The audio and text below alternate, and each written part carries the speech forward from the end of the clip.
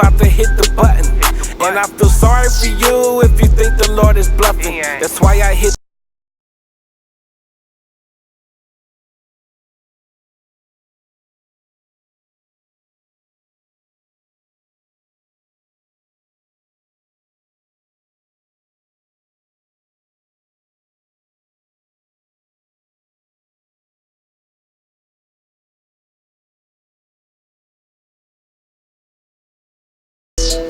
the Most High is my rock.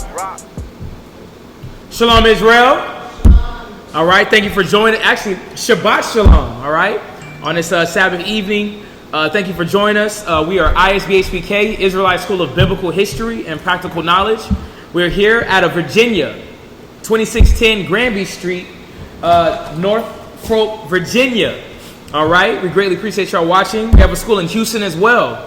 The address should be on the screen. Our class times are Monday, Wednesday from 7 p.m. until 9 p.m. Sabbath Friday night class is going to be from 7 p.m. until 9 p.m. as well. Then we have the Sabbath morning class back on our other channel, which is going to be 10 a.m. until 2 p.m. All right. We have a school in San Antonio as well. Our brother school. They've been out there over 25 years. All right. As well as Albuquerque, New Mexico. The address should be on the screen. Yeah, they're trying to get something rolling over there in Albuquerque. There it is then. Albuquerque is getting it together. We have a couple feasts coming up. We have the blowing of the trumpets. Feast of Trumpets, which is going to be September the 27th. This is next Friday on the Sabbath, and we're going to get together, join, eat, feast, unity, bond. So if you're in the area of New York, New Jersey, and you watch us, listen, please come on by. North Carolina, South Carolina, y'all aren't too far, all right? Come on out. This is going to be next Friday, right? Whenever you're in Houston, the surrounding areas of Houston, Dallas, Louisiana, you're watching online, go to the Houston location. The brothers and sisters there will be congregating together as well and enjoying that feast in unity, joy, gladness, and myrrh while we eat and celebrate this high holy day, all right? Feast of Trumpets. Day of Atonement is going to be October the 6th. Feast of Trumpets, Day of Atonement is going to be October the 6th, all right? So mark that in your calendar, as well as Feast of Tabernacles, which start on the 11th, sundown, and the last day is going to be on the 18th, all right? So Feast of Tabernacles is October the 11th through the 18th, where we're going to feast, come together, and enjoy that feast as well, in brotherly love, all right? We have Kids Channel. You can find that on ISBHPK Kids on YouTube. They have an onslaught of classes on there for the kids that was specifically built for them. In Houston, we have a kids class on Sabbath day, on a Sabbath class at 2 p.m. All right, so this is every Sabbath, 2 p.m. in Houston. You can bring your kids by, and they can actually sit and have a class taught to them so that they can actually learn as well. If you have other avenues, or we have other avenues, which is the cable show that we have on every Saturday night at 8 p.m. Comcast local channel Houston. If you're not in Houston, you can check it out on hmstv.org. All right, but the Comcast channel is channel 17 in Houston for our cable show that we have every Saturday. As well, we have Brother Mashaba. Priest Mashaba has a Blog Talk Radio every Tuesday and Thursday at 9:30 a.m. And you can find that at blogtalkradio.com/Mashaba /MASHAHBA. And this is every Tuesday and Thursday at 9:30 a.m. All right. Israel wear, all you brothers and sisters that need dresses, fringed, shirts, headbands, tunics, armbands, whatever you may think, certain designs on the shirts, we could do it. Hit them up on Israel wear on Facebook, and they'll be able to take your order and get you a custom garment. Man, there's a lot of garments on it that you can see that took a lot of intricate work, and the sisters are definitely blessed, man. Those hands, those skills, those designs, take advantage of it, all right? Find them on Facebook. Again, everything is Israel wear. If you need to contact the priest, we have Priest Kazakia. We asked during class, text only. His number is 281-707-2737. Again, that is 281-707-2737. 37. And then we have Priest Zop. You can actually reach him at the number 303-557-8979. And if you don't have a phone, listen, hit us up on email. You can always hit us up some way. Email us isbhpk@isbhpk.org, and we'll definitely get back to you on your questions or concerns. All right. Again, for all those that have been donating, we greatly appreciate it. All the alms, continue to send them. We ask. That goes straight to the lights, to the buildings, to the internet, for the further edification of our people in this truth, and they need it. We greatly appreciate it. And with that, we're going to go ahead and open up with questions. So if anybody has any questions, go ahead and send them through. I know you've been holding off all week, so now's your time. We got a couple people online, so shalom, Shabbat shalom to everybody online. Shalom, shalom. Hopefully everybody had a good week. Let's look at the road.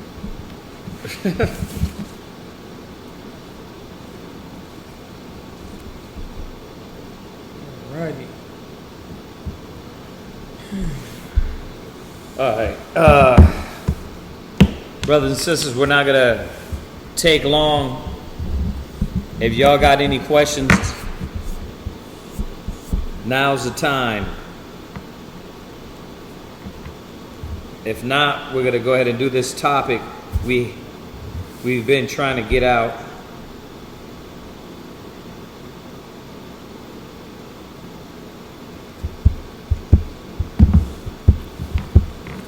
We got anything on there? Nothing? They're logging in? Yeah. It takes a second for the feed to get there. A few things we got going on over here, of course, is finishing up the school. Little minor things. Like we said last week, we got the alms help us get a generator. So now we have that to be able to street speak. And getting the sign for the outside of the school. What happened? Now she said, when are we leaving? I'm ready to go. Oh. We're trying to work on the sign for the school now. So we're doing that also. So we're busy, man. Remember, it was five households that came out here to do this, set this up. So it's been work. The brothers we've been working. We all been working. Sisters working their butt off. So the Most High has been blessing us and just blessing us with y'all helping and everything. All right. What you mean? When are we getting where? Out of here? I am thinking come out of America, right? Sodom and Gomorrah.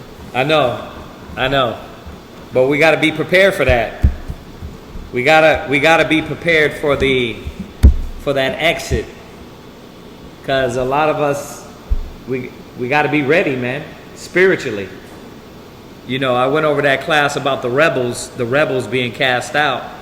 That's if we do make it out without being destroyed. And when I say if we do, meaning that if the graces of the Most High are on you for all what you've done, and we make it out of here,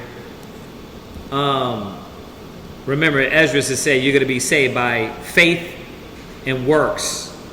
So if you do get out, we go to this wilderness, that's another purging that's going to happen. So we got to be prepared. All right. So we're trying to give y'all a little time to log in and get these questions. See if anybody got any questions before we go into this class. Let's see here. Do we got anything on there? Nothing? Okay. We'll give y'all 2 more minutes. If nobody has anything, we're going to do this.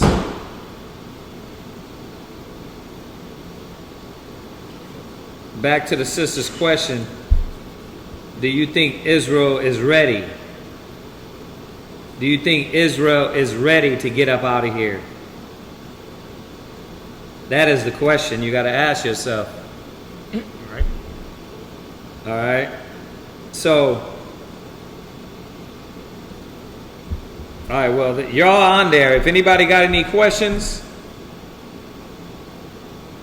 now's the time. If not, we're going to go into this class.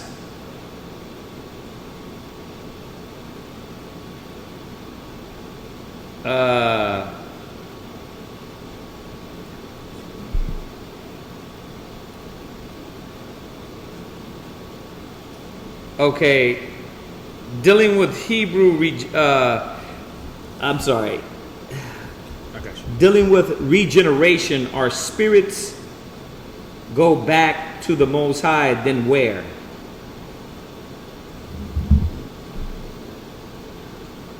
It depends.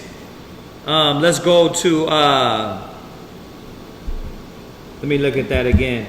Dealing with regeneration, our spirits go back to the Most High, then where? Right. So if you go to the annotated, if y'all got y'all annotated Bible and Apocrypha, in the annotated, this is the Oxford annotated Bible with the Apocrypha. Annotated is like certain verses in the Apocrypha they took out. This puts them back in. So if you go to 2nd Esdras, just to answer this question real quick.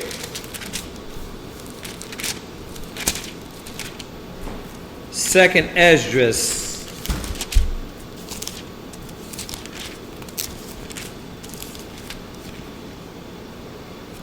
Seven and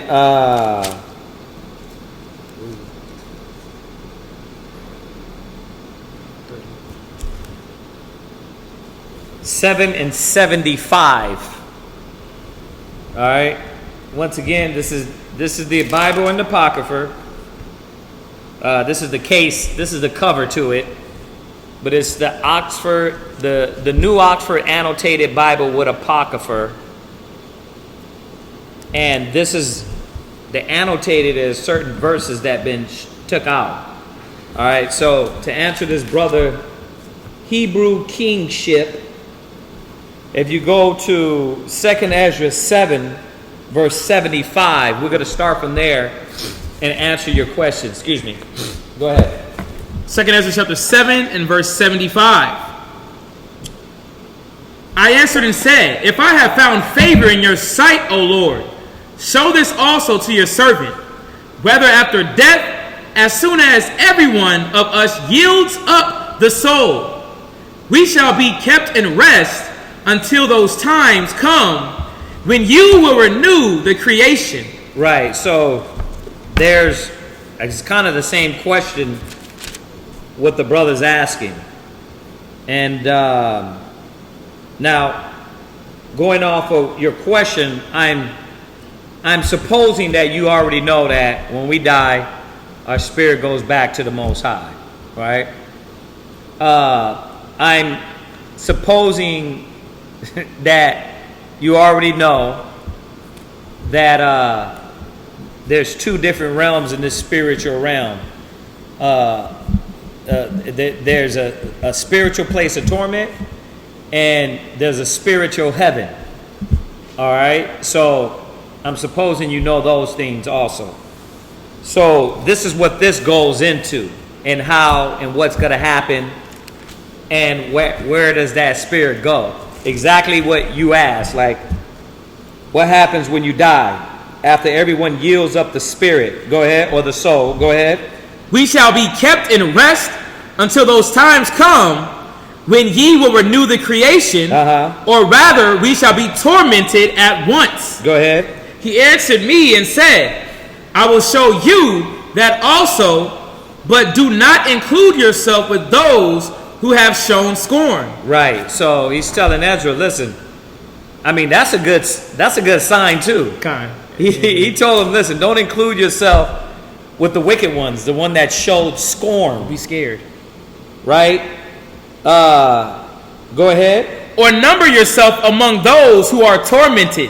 Go ahead. For you have a treasure of works stored up with the Most High. Right. Like the scripture says, seek ye first the kingdom of the Most High and his righteousness, and all these things will be added unto thee. Matthew 6:19, lay up yourselves treasures which are in heaven. So, same thing all through the scripture integrated, showing you that our focus is supposed to be about laying up ourselves treasures in the spiritual realm, meaning good works. I hope y'all understand that there's no physical treasure. It's good works, that your actions and your deeds are going to go before the Most High, and through that,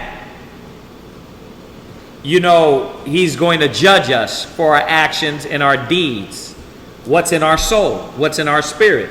Go ahead. But it will not be shown to you until the last times.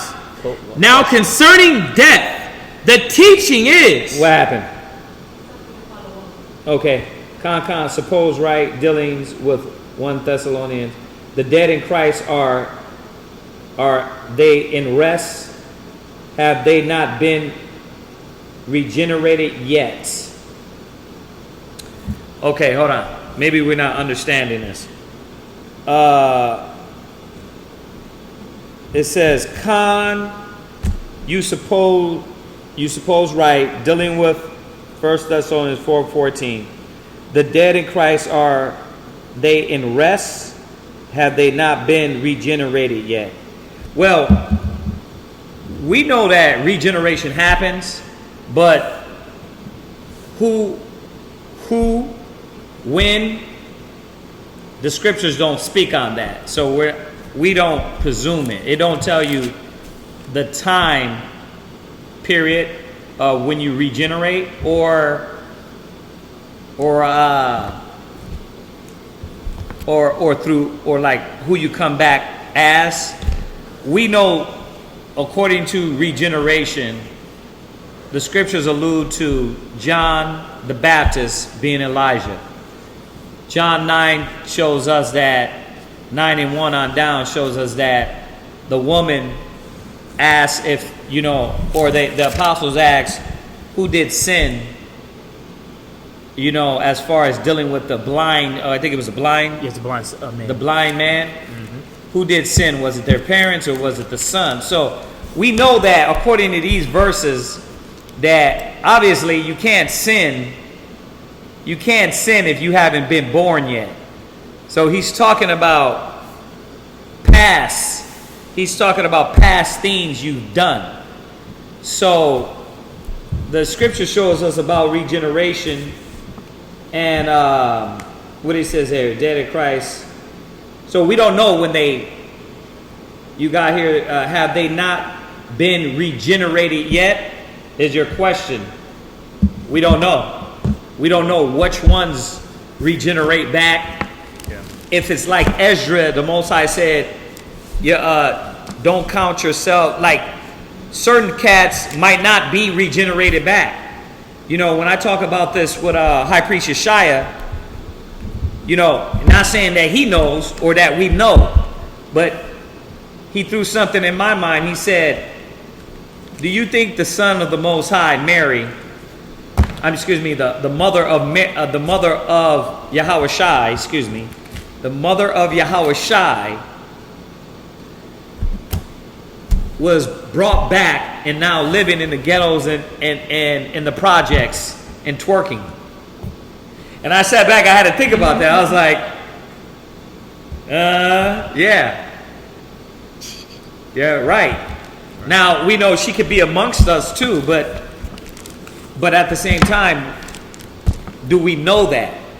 Do we know who's being regenerated and what's the process of that?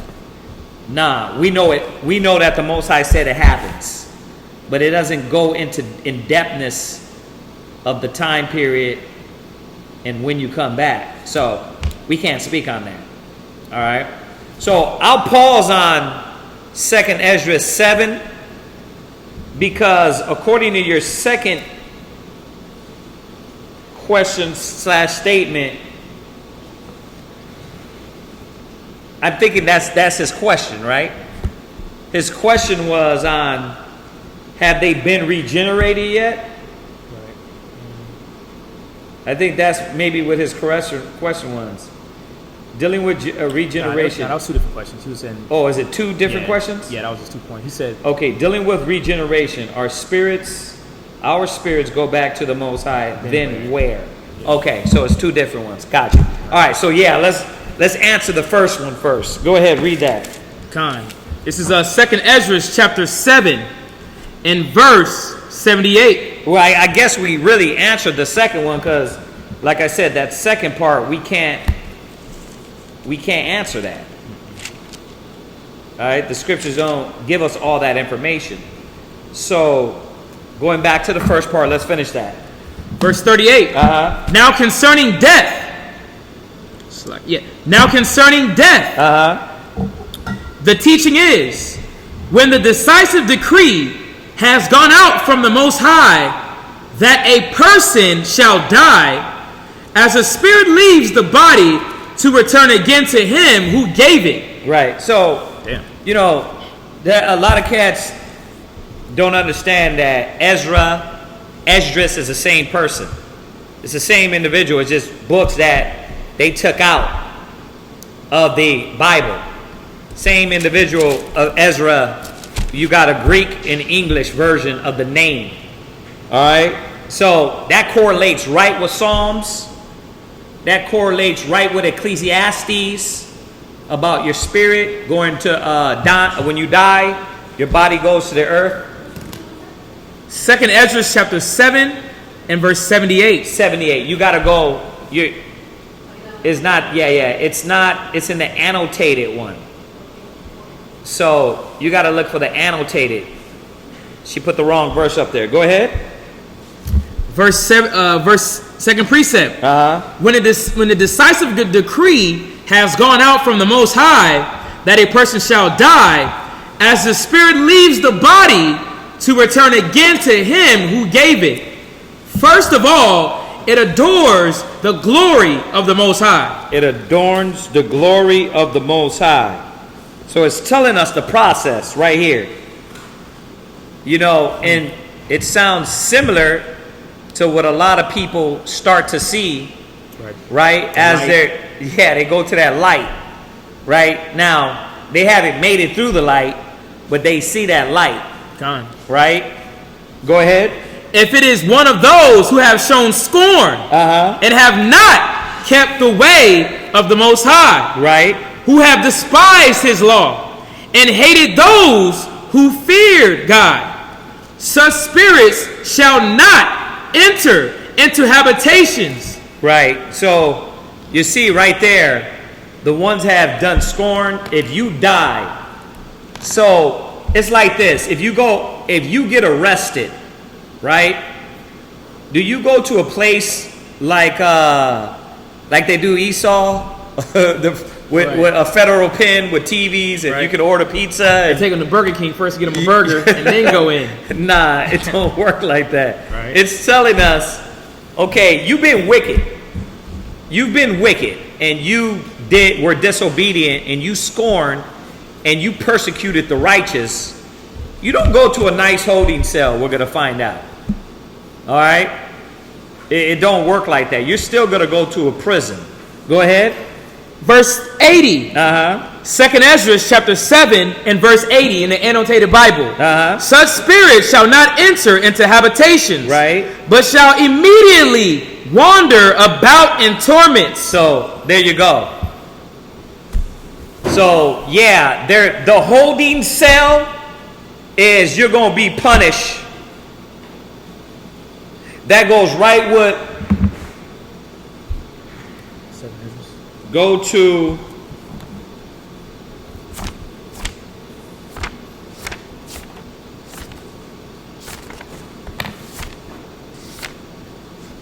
let's go here.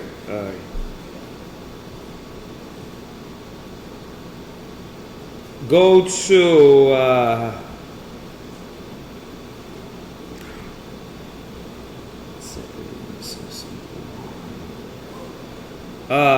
there's one in Daniel's. Let me find it real quick. So this goes right with what he's saying in here.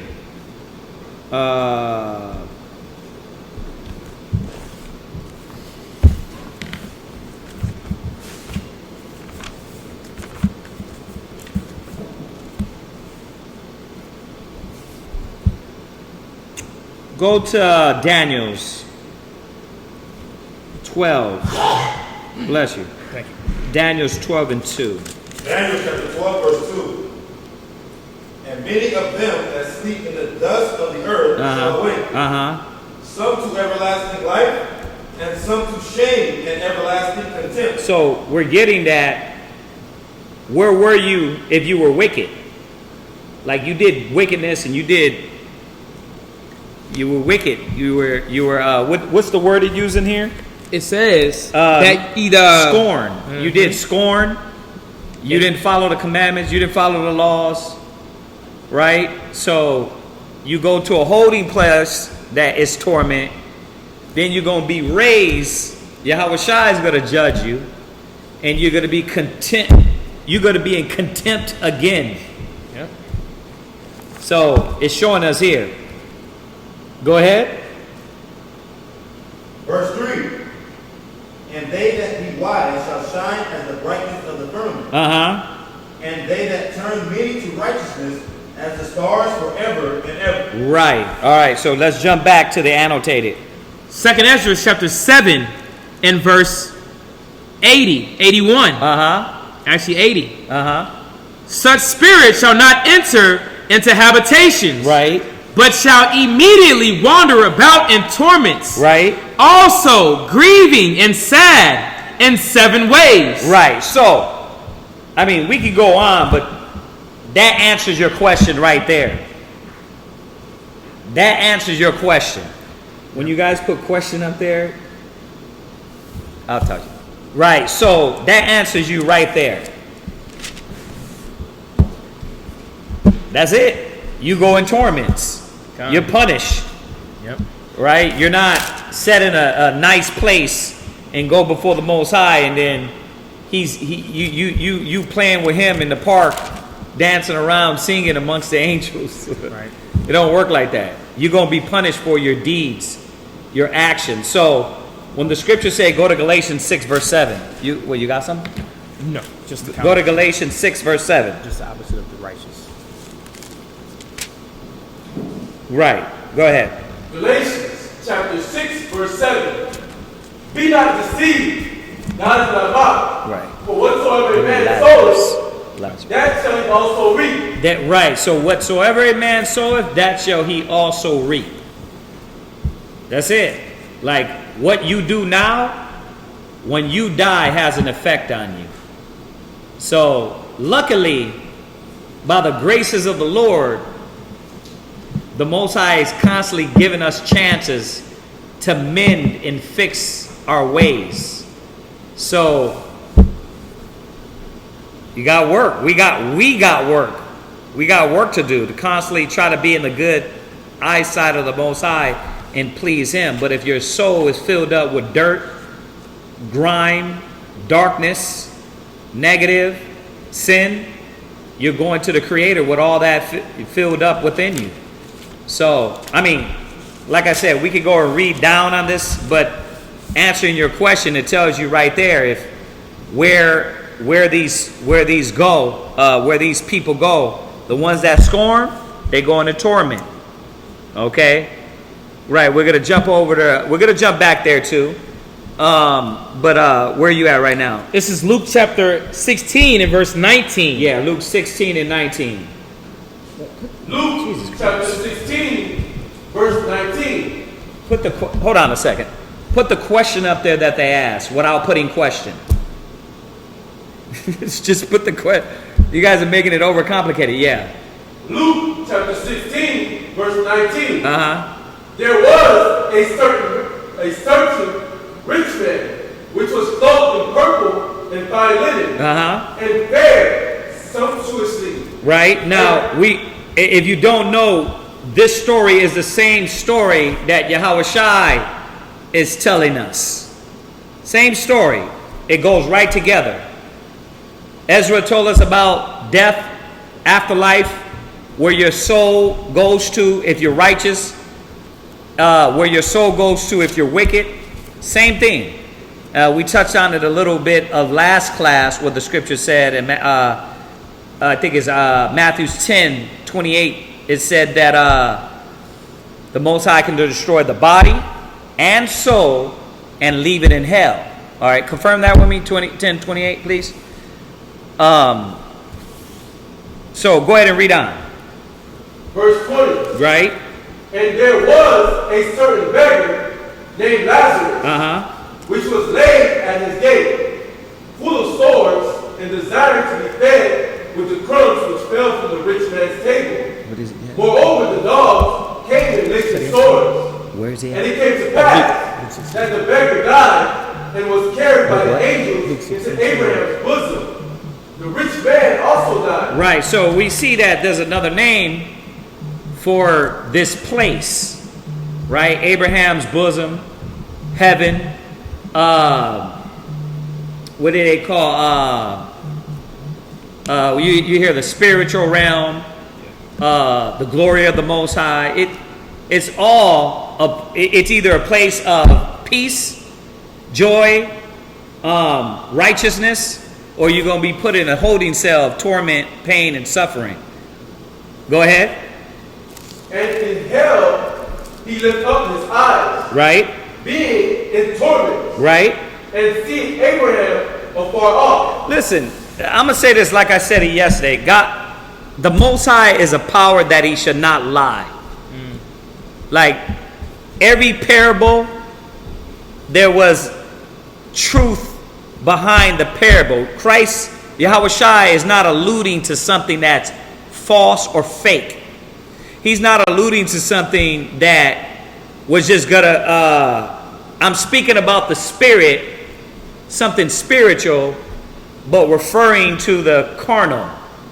It don't work like that. He would actually, when you look at the parables in the scriptures, it was actually, okay, you would look at this carnal aspect and look further and be able to see the spiritual. It wasn't like, oh, I'm telling you something spiritual, but it don't really mean spiritual. It means carnal. That don't make sense. That don't make sense how the Bible is written. So for people that say, well, oh, that was just a parable. That was talking about here. Where? I haven't heard it. Where did they say where it's talking about? Anybody heard where they said Luke is talking about? No. Nah? What? It says, Speak a little bit louder. they say it's a parable, and it's talking about on earth, and they do that to they twist it and convolute it to basically disannul the fact that it's a spiritual realm. Right. That's what I said. If you're going to say this is here on earth, how when he's not talking about earthly subject? That don't make no sense in itself. So just to keep that in mind, that when you hear that madness, it's like, wait a minute. When I look at the whole pie of the Most High talking about punishment after death, it all flows together. When you start cutting away from that pie and saying, well, no, there's no punishment after death, then that scripture that I just quoted is off. There's no punishment after death. Why are they talking about after death if there was no punishment? It's too much contradictory things when you start to try to chip away at the knowledge showing you that there is punishment after death. One, Yahushua said it himself. There was a place of punishment that the rich man went to, and Lazarus went into this place called Abraham's bosom, right? Gone. And it was many different names to put on this, and many nations have put labels or titles on it, but we know it's all back to the Creator. Like hell is not in the middle of the earth; it's all in the spiritual realm on the same plane as we're finding out with Lazarus. It's just that you can see through these planes. That's how you know it's not in the earth. It's not in the physical ground. So I hope y'all getting that. Go ahead. And seeing Abraham afar off. Go ahead. And Lazarus in his bosom. Uh-huh. And he cried and said, Father Abraham, have mercy on me, and send Lazarus, that he may dip the tip of his finger in water. Right. So there you go. So we're seeing this image that Yahweh Shai, Christ, is putting in our head. An image of torment on one side, peace, joy on another side. Okay? So we wait in rest or torment until regeneration. If the Most High allows us to regenerate. Absolutely. If the Most High allows you, then you might come back. If not, you might be with him, as we see with some of the prophets. Yep. Right? He told you're not going to go back. When you read down in Ezra, I can find it too. He told him, you're not going back. You're going to be with me. You're going to stay with me. Right? But as we go through the scriptures, that's not always the case with other men of the Bible. Okay? So, right. You said it perfectly. So we wait in rest or torment until regeneration. If the Most High allows us to regenerate. That's exactly it. And that's all we know. We can't guess out of anything or make up anything. All you got to do is speak on what is said and what is written. So I'm going to say it again. You're not going to see that from us a lot. I'm not going to pull or go in a place that we can't prove and show in the scriptures. I'm not going to assume. All right, so that's it on that. Let's jump back to Ezra. Ezra chapter 7 and verse. We can go to verse you 81. Read that, some of y'all. 2nd Ezra chapter 7 and verse 81. Because we actually got. Go ahead. There's a question on there. The first way, because they have scorned the law of the Most High. Yeah. The second way, because they cannot now make a good repentance so that they may live. Right. So it goes into that about the torment. Jump to verse 88. Verse 88. Now this is the order of those who have kept the ways of the Most High. When they shall be separated from their mortal body. During the time that they lived in it, they laboriously served the Most High. They what? Laboriously served the Most High. Lazily? Laboriously served the Most High. Idle? Laboriously served the Most High. I have excuses? Laboriously served the Most High. All I got to do is sit down and on the Sabbath and serve the Most High in my corner of my room? Laboriously served the Most High. Yeah, obviously all the punchlines are because a lot of Israel thinks that laboriously is something different than what the apostles did. When it says we have given up all, they laboriously serve the Most High. That's why you better have some Jews, works, treasures, and take those talents that Yahweh Shai has given you and use them. Go ahead. During the time that they lived in it, they laboriously served the Most High and withstood danger every hour so that they might keep the law of the lawgiver perfectly. See, it's always coming back to that too. I wish the brother, was it Johnny? Johnny, right. I wish Johnny was here because the scriptures is showing us, once again, the law. The law is spiritual. That spiritual aspect of what the Most High has been trying to show us and keep our spirits morally righteous through these generations will never leave. Gone. And when we go before the Most High, if we kept these things in our spirit, not saying you're going to be perfect. We know that the law ain't going to make you righteous in the sense of you're going to keep every law because you're going to mess up. But what do you think Yahweh Shai, the Most High, is going to look at? He's going to look at your effort. Right. He's going to look at, that's what grace is. You fell short. I'm going to supply and give you clarity on the things that were in your spirit to say, you know what? You weren't perfect, but I watched your soul and you tried, you strove, you fought. It don't matter if you was in the truth. If you come in the truth a week, if you come in the truth a week, a day, and you die, what the heck did you do? Right? He's looking at your spirit. He's looking at how you fight and strove. I'm not going to take it off topic, so go ahead. Verse 90. Therefore, this is the teaching concerning them. Go ahead. First of all, they shall see with great joy the glory of him who receives them. Do me a favor, Ike. If you can read up a little bit, project your voice for the thing. Go ahead. For they shall have rest in the seven orders. The first order, because they have striven with great effort to overcome the evil thought that was formed with them. Right. So there you go. And bro, you can read back. What's his name again? Hebrew kingship.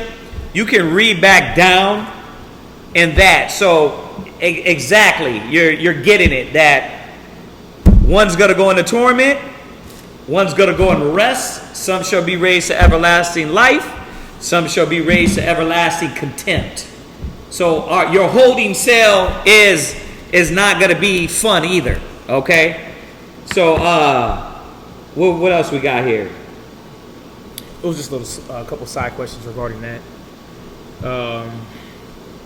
When our bodies die and our souls go back to the Most High, do our souls wait in chamber? Well, we answered that. Okay. Wander about in torments. Wander where? Well, in torments. It's telling us as we read down, as you read down in here, it tells you where. Who asked that question? That was Dorothy Branch. Oh, Dorothy. Okay, so read back just to answer her question. So I'm hoping we answered the brother Kingship's question. I hope that's out of the way. We're jumping over the little questions that they're asking on here also. This is 2nd Ezra chapter 7, and you can start at verse 79. Yeah, start there to answer Dorothy's question. Go ahead. 2nd Ezra 7, verse 79. If it is one of those who have shown scorn and have not kept the way of the Most High, who have despised his law and hated those who fear God, right? Such spirits shall not enter into habitations, but shall immediately wander about in torments, right? Always grieving and sad. So this is telling you, it's explaining it, that what are the torments? The torment, man, it's somewhere where the Most High has that. It's just sadness. Sadness. Now, you got to think about this. Have you ever had a dream that seemed so real that you wanted to just wake up? You wanted to just wake up out of that dream. It was a nightmare, a bad dream, and you wanted to just get out of there, but it was so real. Imagine never waking up from that. Jesus. Imagine that. That's how you know, like we were talking about the other day, your soul never dies. Think about it. If they thought your soul dies, why does a white man want to download your soul? Right. Why do they talk about downloading what's in you? Why are all these movies coming up with that? Like Black Mirror's one. No, Johnny Depp, the one. Black Mirror, right? The one Johnny Depp. What's the other series where they go into the high buildings on y'all remember that one? Huh? Altered Carbon. Oh, right. Oh. Because what they do is download your soul, right, consciousness, and they put it into this other mind, and then they put that other mind into another body. Yeah, that's what they're doing on that Netflix series or Netflix movie. What was that? Yeah, same thing. The Island, the little boo boo one that came out. The recent one? Yeah, it's called The Island. That's terrible. No, not the Islands. No, not that one. The what?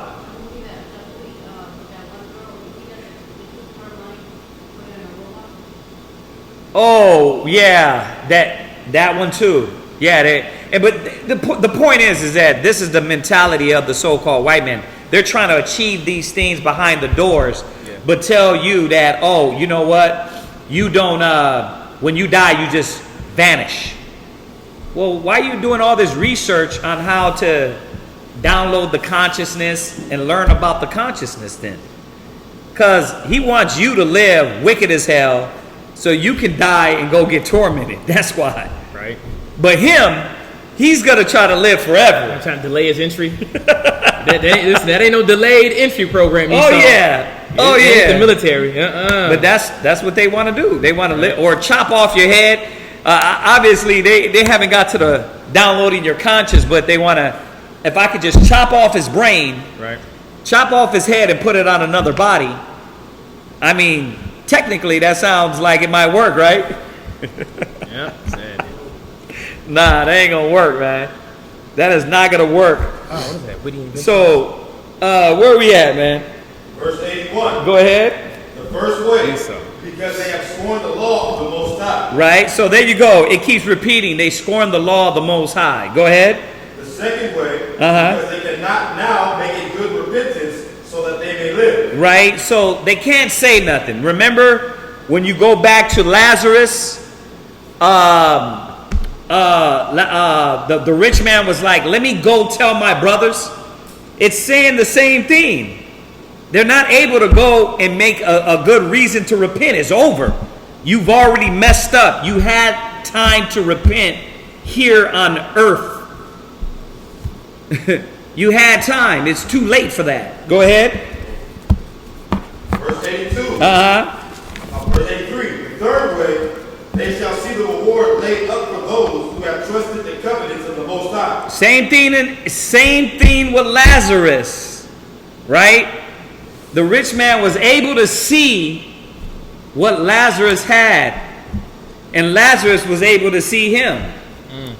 Let's show you that parable that Yahweh Shai was saying was real. What you was going to say, I? Oh, now remind me when you said that you were saying that you want to come back from the dead. Yahweh Shai said they didn't hear the law of Moses and the prophets, and they wouldn't believe when he said he came back from the dead either. Right. I was reading that the other night, so I was like, oh, goodness. Exactly. But the people don't take the delivery, they don't take the deliverers serious, so they don't take the word serious. It's not about the ones delivering it, it's about the word. Yeah. I would say too, with this, I was talking to one of my friends in the world a while back when I first came with you. You can be born again, and why don't you just try to ball out to you right now? I'm gonna be born as a king with you, huh? I'm gonna be sounding kind of Right. That's the thing. So it's like, Yeah. that logic is true. Then what are we striving for if you're gonna be, you know what I mean? If there's Right. no punishment after that. Exactly. Like, why are we doing all this? Why keep the laws? You can't play the Most High. And the Most High is not. He said, "What is bound in heaven is bound on earth." So let's think about it. Is not the black man in pain and suffering a condition of hell on earth? You don't think there's a place for those type of people after death? You just have to. There's too many scriptures that you have to deny when you do that. You know what I mean? So, but yeah, this is what it means, Dorothy, about running, wandering Wandering in torments. wandering in torments. Go ahead. Verse 83, again, what's up? Uh-huh. The third way, they shall see the reward laid up for those who have trusted the covenants of the Most High. Go ahead. The fourth way, they shall consider the torment laid up for themselves in the last days. Right. The fifth way, they shall see how the habitations of the others are guarded by angels in profound quiet. Right with Lazarus. You see that? So you're going to be able to see. That's torment in itself. You know what I mean? You know how when you was a kid and you got a punishment, but you hear the other kids outside playing?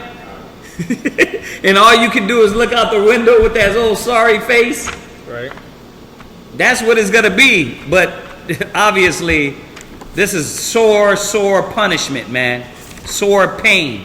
So just to answer the sister Dorothy, that's what it means about wandering in torments. It's certain things that it's going to be going through your mind, obviously going through this torment and pain that you're not going to be able to take back. You're going to be crying. You're going to be suffering. You're going to be in pain. Go ahead. Come on. Verse 86. The sixth way, they shall see how some of them will cross over into torments. Right. So the sixth way, it's showing you 7 ways that how they're going to wonder.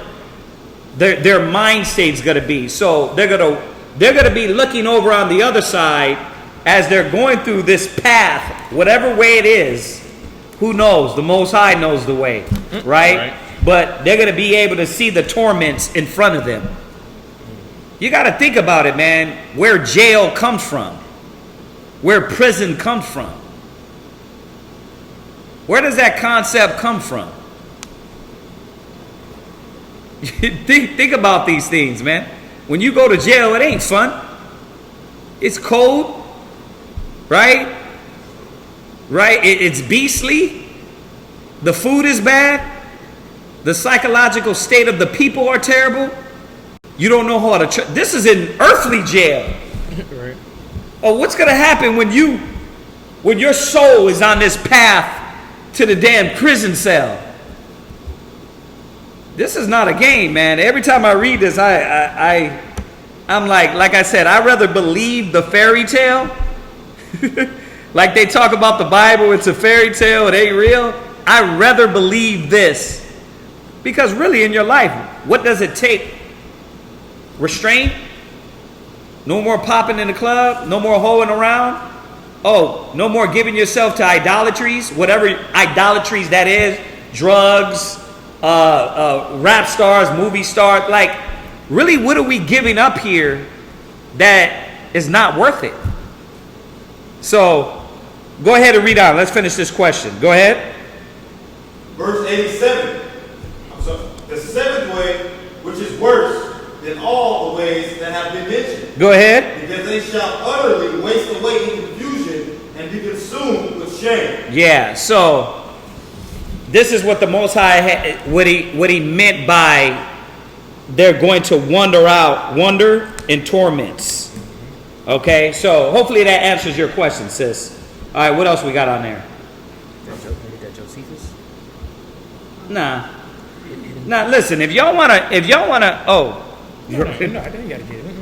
wanna go and get the whole class, we've done many classes on this topic. Yeah. All right, so you can go ahead and get that. Go over those scriptures, so you can have those. What else?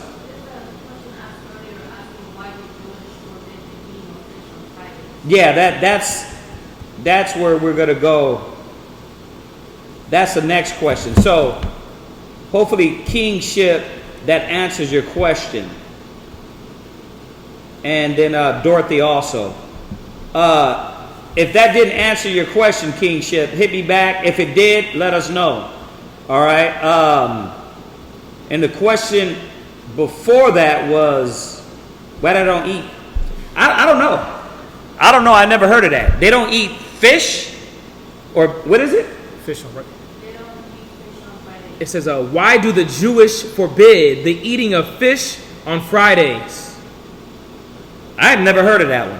That's legitimately, I've never heard that question at all. They may not just be down with the fish fry Fridays, man. Yeah. Them niggas is doing fish fries, we ain't with it. Right. I've never heard of that. So I have to check it out, research it. All the Jewish people we be rapping to in the mall. Have y'all heard any of that? Nah. No, sir. I never heard that. It almost sounds like that ain't real. Yeah, because usually the ones we talk to in the mall, they don't do the, how we always talk about the milk and the meat. Cheese. Oh, yeah. All right. Yeah, or the cheese and the meat. Same. They don't do that, but which is ignorant as hell according to the law. But I haven't heard they just don't do fish on Friday. So we gotta check that one out. All right. What else we got? What other questions on there? That's about it. Yeah. Yeah, just comments. All right, we'll give y'all a few seconds. A few seconds on there. I like that. The delayed entry. Huh? Esau can't. You ain't got the delayed entry. Yeah. They not. It's like I said before. When you deal with death, there's no such thing as you escape death. It didn't work like that. In Ecclesiastes, Solomon said it perfectly. He said, when that silver cord is broke, that's it. Yeah. Yeah, when that silver cord or that wheel is disconnected, he uses this analogies of things being, the connection being snapped.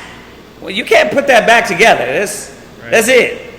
And that's how that spiritual connection, that spiritual umbilical cord connected to the Creator, soon as that is snapped, there ain't no, oh, I escaped death.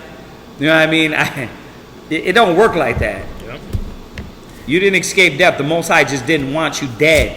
Yeah, I like that 2nd Ezra 7:78. Yeah. When the decisive decree has gone out from the Most High that a person shall die, as the spirit leaves the body and return unto him who gave it. Yeah. The Most High gonna send that decree out, man. Can't dodge that. Right. And that's what it says in Ecclesiastes. When that decree is sent forth, there's no one that can be discharged in that war. You know what I mean? You can't escape that. And that's what man has been trying to do for the longest time, is escape death. Yep. Escape getting old. That's it. Got the Rothschild had like 6 different heart transplants. You know, trying to stay alive, looking like a demon. You know, that movie, The Repo. Right.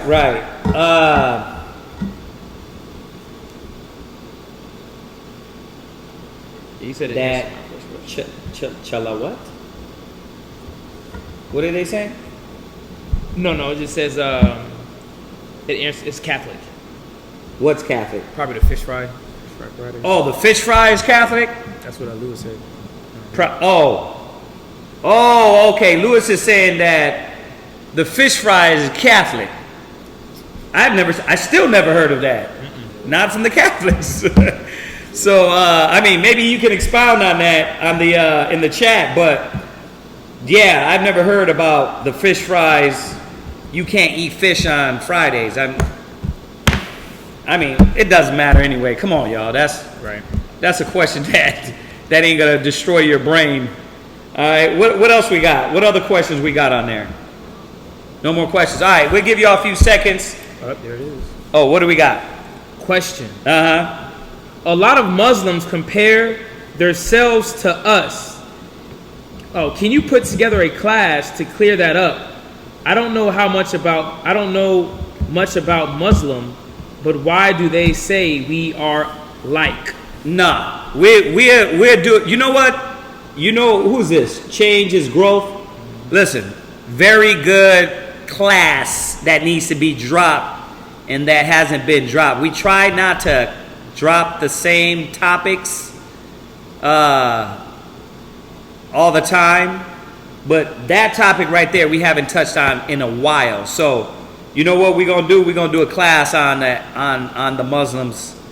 I know we went into the Quran and we chopped them up. Tahawam did a good class on that, showing how the Quran and what it says about Israelites. Right. But as far as going into the Arabs and Muslims and all that, we'll put a class together on that, because we haven't been over one in a while. So just give us a little bit, and we'll do a whole topic on that. That way we can do it in its entirety and going over that topic. So yeah, very good class that needs to be dropped.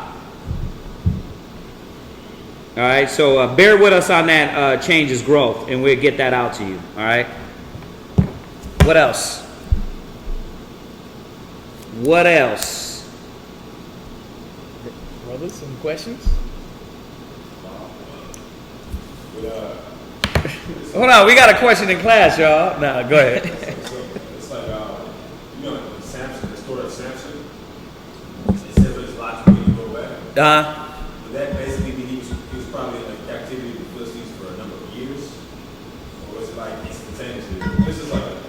Oh, I mean, you can answer that question though. Think about, did the Most High give him, like, was he a god? He was a power, and he was one of the judges. No, the Holy Spirit will come on him, right? Now Ezra came back and said, for all y'all lying, he asked, basically when Samson got his locks cut, and it said they begin to grow back, was that simultaneous? I mean, was that Instantaneously. was it instantaneously? The answer is, which one of you can add, right, a measure to your stature? Or which one of you can number the hairs on your head? Samson wasn't an angel. So you think about going through Ezra's and all the questions that Ezra's asked, there were certain things that could not be done in the flesh. Like he wasn't Yahweh Shai. You know, he didn't have that spiritual power to that level. Yeah. I guess because like you think about it, that means he was in that lower state for a minute. Like if you read the stories, it seems Oh, like, right. you know what I'm saying? It doesn't seem like you read the story, you know, like somebody asked me that in the mall the other day. She was talking about she cut her lives off and reminded her of the story of Samson. And she was like, that means he had to go. They said the scripture said it didn't grow back. I never thought about that perspective. And he probably was like under captivity of the Philistines. Right.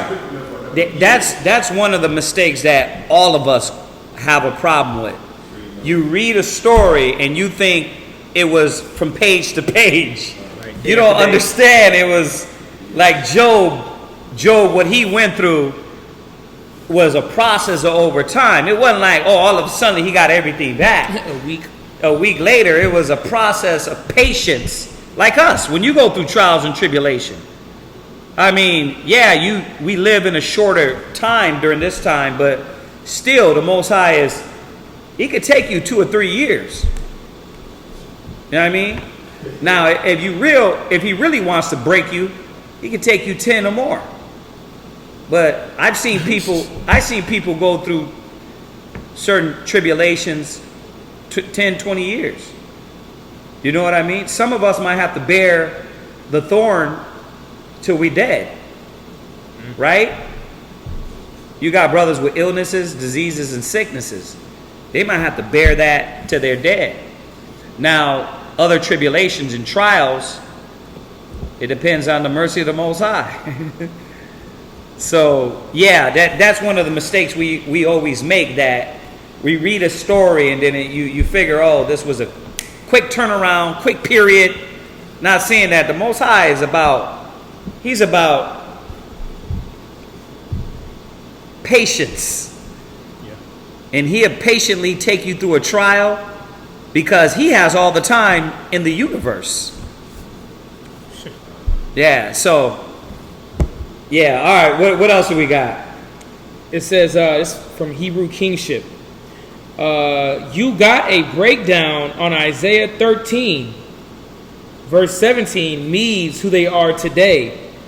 Iran, ? Do I got a breakdown on it? I mean,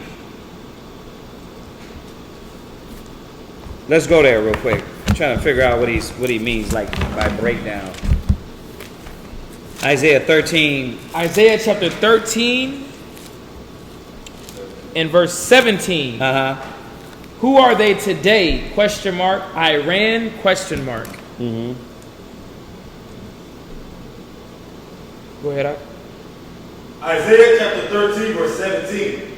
Behold, I will stir up the Medes against them, which shall not regard silver, and as for gold, they shall not delight in it. So he's trying to figure out who the Medes are today. So who are the Medes? Nobody knows who the Medes are? Who the Persian and Medes?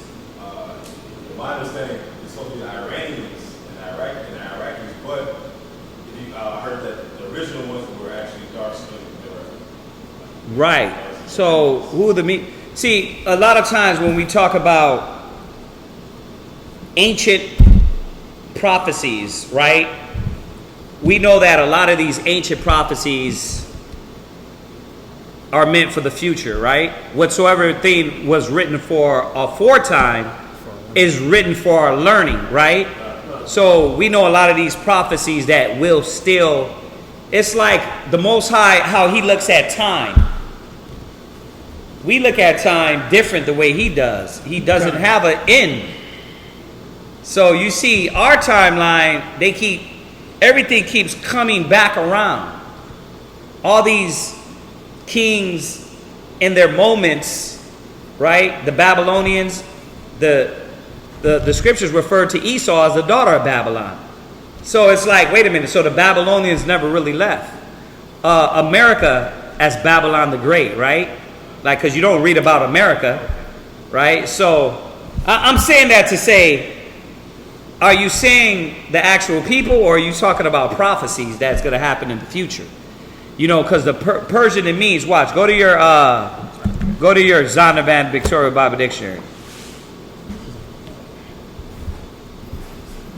And the reason, I know y'all are thinking like, whoa, damn, why is he breaking it down that way? Because if you don't, a lot of people go into and mix up they read ancient things that happen and don't understand that what was ancient and what was still going to happen in the future.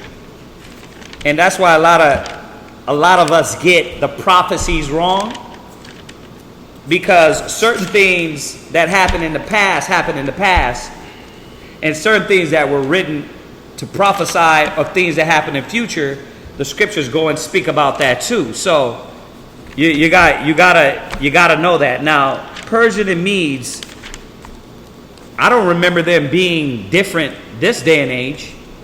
Now, correct me if I'm wrong, but I don't remember the Persian and Medes changing nations from what we break it down. Because the Babylonians, right, ruled. Then it was the Persian and Medes, right? Khan. Then it was the Greeks and the Romans, right? Yes, sir. So the people anciently are the same, but you might be talking about as far as the landmass now, like when you deal with modern day Mesopotamia, that's Iraq, right? In that area. But the people are different that live there now. There are a lot of converts, right? A lot of Esau that ruled. A lot of the Ottoman Turks that came through and conquered and had those white babies over there. Those ain't real Muslims, right? So that's why I'm asking. I know it might sound complicated, but it's really not. Is that the Persian and Medes? I gotta refresh on what you got there. It's just Persian. I'm trying to get into the Medes.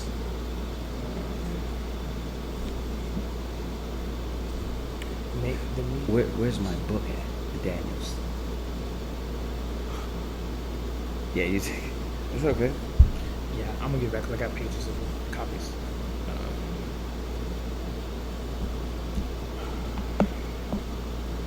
Media. Persians were.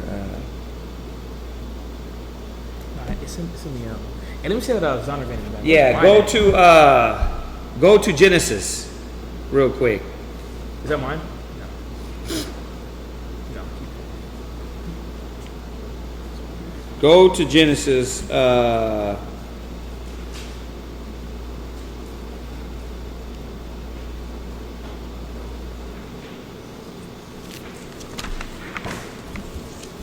think it's Genesis.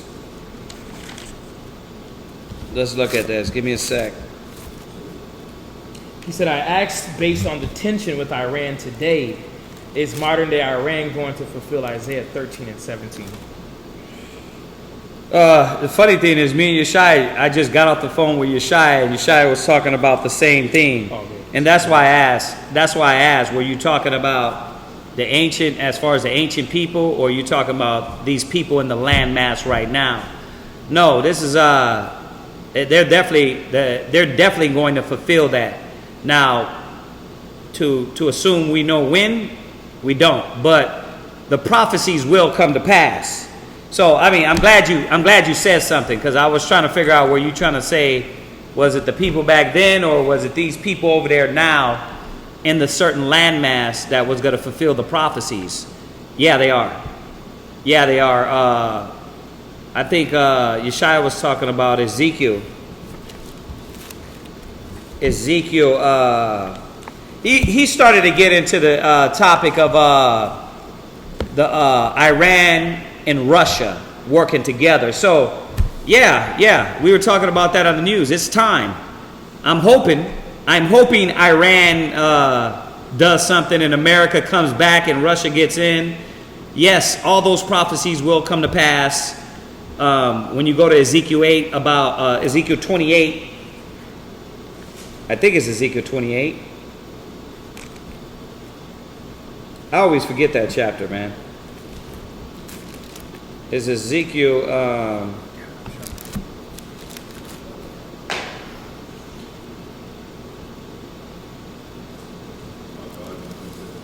Yeah, Gog and Magog. What chapter was that?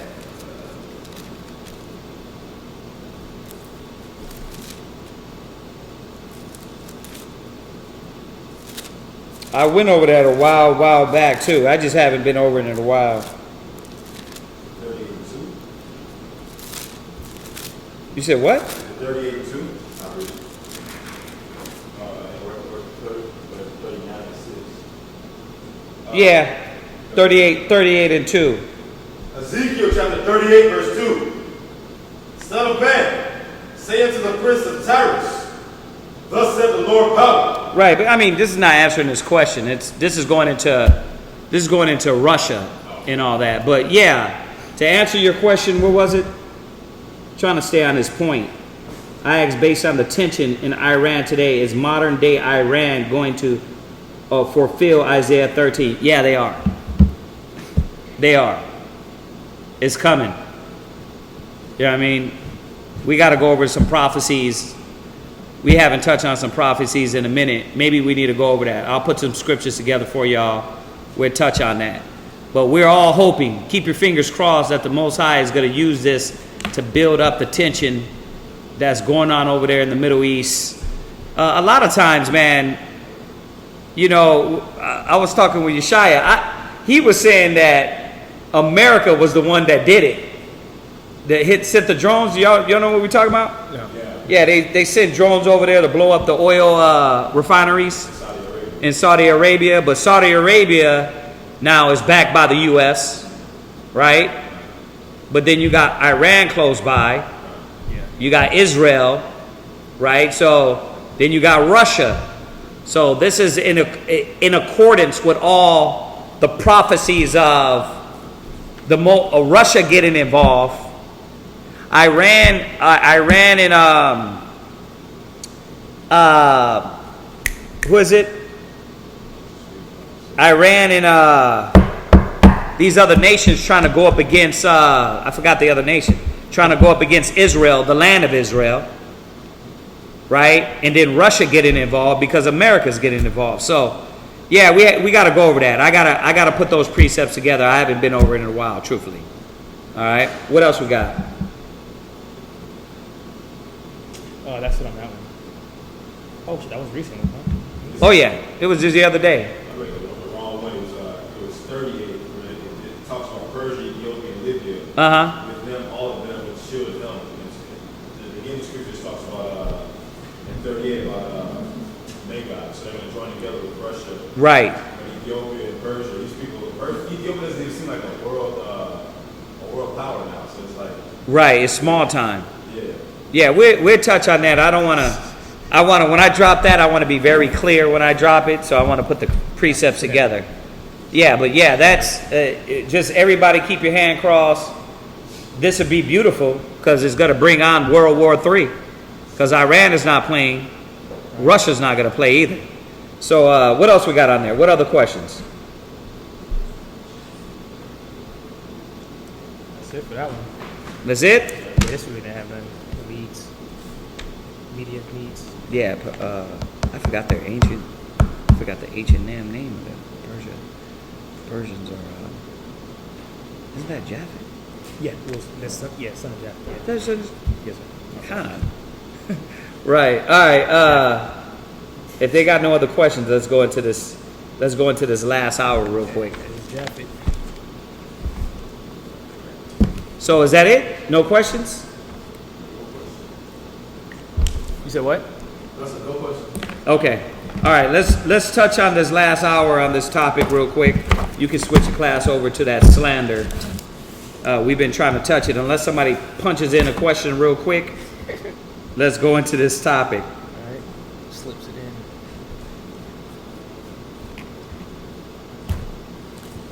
in. All right. Yeah, so the topic is going to be going over slandering. But we're going to start off at, give me Deuteronomy chapter 16 and verse 18, because, a lot of us, when we deal with, looking at certain situations, giving judgment, we give judgment very rash. And with that being said, a lot of times that causes judgment to be skewed a little bit, where you'll literally slander an individual wrongfully. But it's because we didn't do the proper steps of looking in detail whatever situation, problem. It's like in school, man. You hear a rumor. What happens with the rumor? Everybody's like, oh, they believe it. But how did you know that rumor was true? Did you ask questions? Did you go and investigate? Or is it just something that we just go with off the whim? I knew she was a little skeezer. I knew it. She's pregnant. Nah, she wasn't pregnant. That was just a little rumor that hit. So we're going to start off from Deuteronomy 16 and 18 and show you how the Most High wanted a true judge, the spirit of a true judge, how he wanted his people to deal and think, and what he implemented into his judges. Read where you at. Deuteronomy chapter 16, verse 18. Come on. Judges and officers shall thou make thee in all thy gates. Right. Which the Lord thy We're God gonna have to giveth chop thee some of that off at the throughout thy beginning tribes. to get And they into shall the judge topic. the people with just judgment. Right. With what? Just judgment. Yeah, see, they were going to judge the people with just judgment. And when you deal with this word just, it means a moral sense, being upright, honest. The Most High had honest judges, just judges. When you go into this definition, I'm pulling it from the Webster's 1828. It goes into having principles of rectitude in social conduct. So these individuals were upright, man. Their minds, they had to be in parallel with the scriptures. Give me Isaiah chapter 11 verse 1. Because a lot of our people don't have just judgment, man. Their minds is in the gutter. They've been hurt in past situations, past problems, past people, which does what? It affects their judgment. They look at things wrongfully. They don't have pure and righteous judgment. Read where you at. Isaiah chapter 11, verse 1. And there shall come forth a rod out of the stem of Jesse, and a branch shall grow out of his roots. And the Spirit of the Lord shall rest upon him. Right. The Spirit of wisdom and understanding, the Spirit of counsel and might. See, and these are the attributes that you had to have a just judgment, to be in the right mind, to not to move in the wrong way, and not being able to again make decisions, make thoughts off of just your own emotions and feelings. The Most High says you have to have what? The Spirit of wisdom and understanding. The Spirit of counsel and might. Come on, man. You had that spirit of counsel, might, understanding what's in front of you. Read. The Spirit of knowledge. Come on. And of the fear of the Lord. Yeah, the fear of the Lord. Read. And shall make him of quick understanding and the fear of the Lord. Right. And he shall not judge after the sight of his eyes. Because a lot of our people do that. We judge off the sight of our eyes. We judge off of what we see, how people move, the words that they say. Oh, I knew he was lying. Just by, because he may have said a word a certain tone. Now you're thinking that the man's a liar. You done brought this spirit in, but our judges had the spirit of the Most High upon them. And that's why a lot of times we have to ask ourselves, what mode am I in? Am I in a just mind frame? Right. This class comes off of this generation now, to where everything you see or you hear, you already made a clear judgment on people online, a brother or sister, someone on the internet, Facebook, Instagram, right? We're not supposed to add to that madness. Yep. To where you see something, somebody say something about somebody, and then you, with no judgment, no wisdom, no understanding, not knowing the situation, not knowing what's really going on, you start to add to other men's sins. You guys got to see that this is a thing that those people, man, are going against the scriptures. Just because you want to believe something that somebody said, or you disliked somebody from this other school or from this other place, you want to add to other men's sins. And this is, the Most High is going to judge us for that. He's going to judge you for that, for doing that. I try to stay away from it. Whether it's slander, whether it's tale-bearing, Yep. these are the things we got to understand. We got to stay away from and don't add unto. Finish me where you at? Verse 3. And shall make him a quick understanding in the fear of the Lord, and he shall not I can't hear you, after brother. the sight of his eyes, neither reprove after the hearing of his ears. Right? Yes. Of righteousness shall he judge the poor. And that's what it's about, having this righteous judgment. Go to, give me Ecclesiasticus 11:7. Ecclesiasticus chapter 11 and verse 7. Ecclesiasticus chapter 11, verse 7. Because we have to first go off and have the right way of judging, man. It's a process. Right. When you look at Solomon, it was a process. When you look at the people of the scriptures and how we did things, it was a process. Nowadays, you judge through emotions. You speak through emotions, right? You speak out of anger instead of really judging. Do you got all the information? And that's what the scriptures is going to show us, how to get all the information. People's minds ain't like that. Then you judge wrong, your observation is wrong. Then now you treat this person in the wrong way and think you're right. A lot of people do that. Nowadays, you can have the most dumbest people thinking like, no, y'all crazy. Like, you didn't even examine. Yep. You didn't even read. You didn't even look. You didn't even inquire. We, as true judges of the Most High, we don't supposed to do that. As people that's supposed to stand for righteousness, you don't supposed to just misjudge because you got part of the story. You got to get the whole story. Go ahead. Read where you at. Ecclesiasticus chapter 11, verse 7. Blame not before thou hast examined the truth. Yeah, it says, blame not. We're supposed to examine, look at all details, not just go off of one side of the conversation or one-sided from the person who's arguing about it or bringing the accusation up. You're not only supposed to believe and hear what they say, you're supposed to go to the other side and get the understanding. Let me hear both sides of the story rather than one.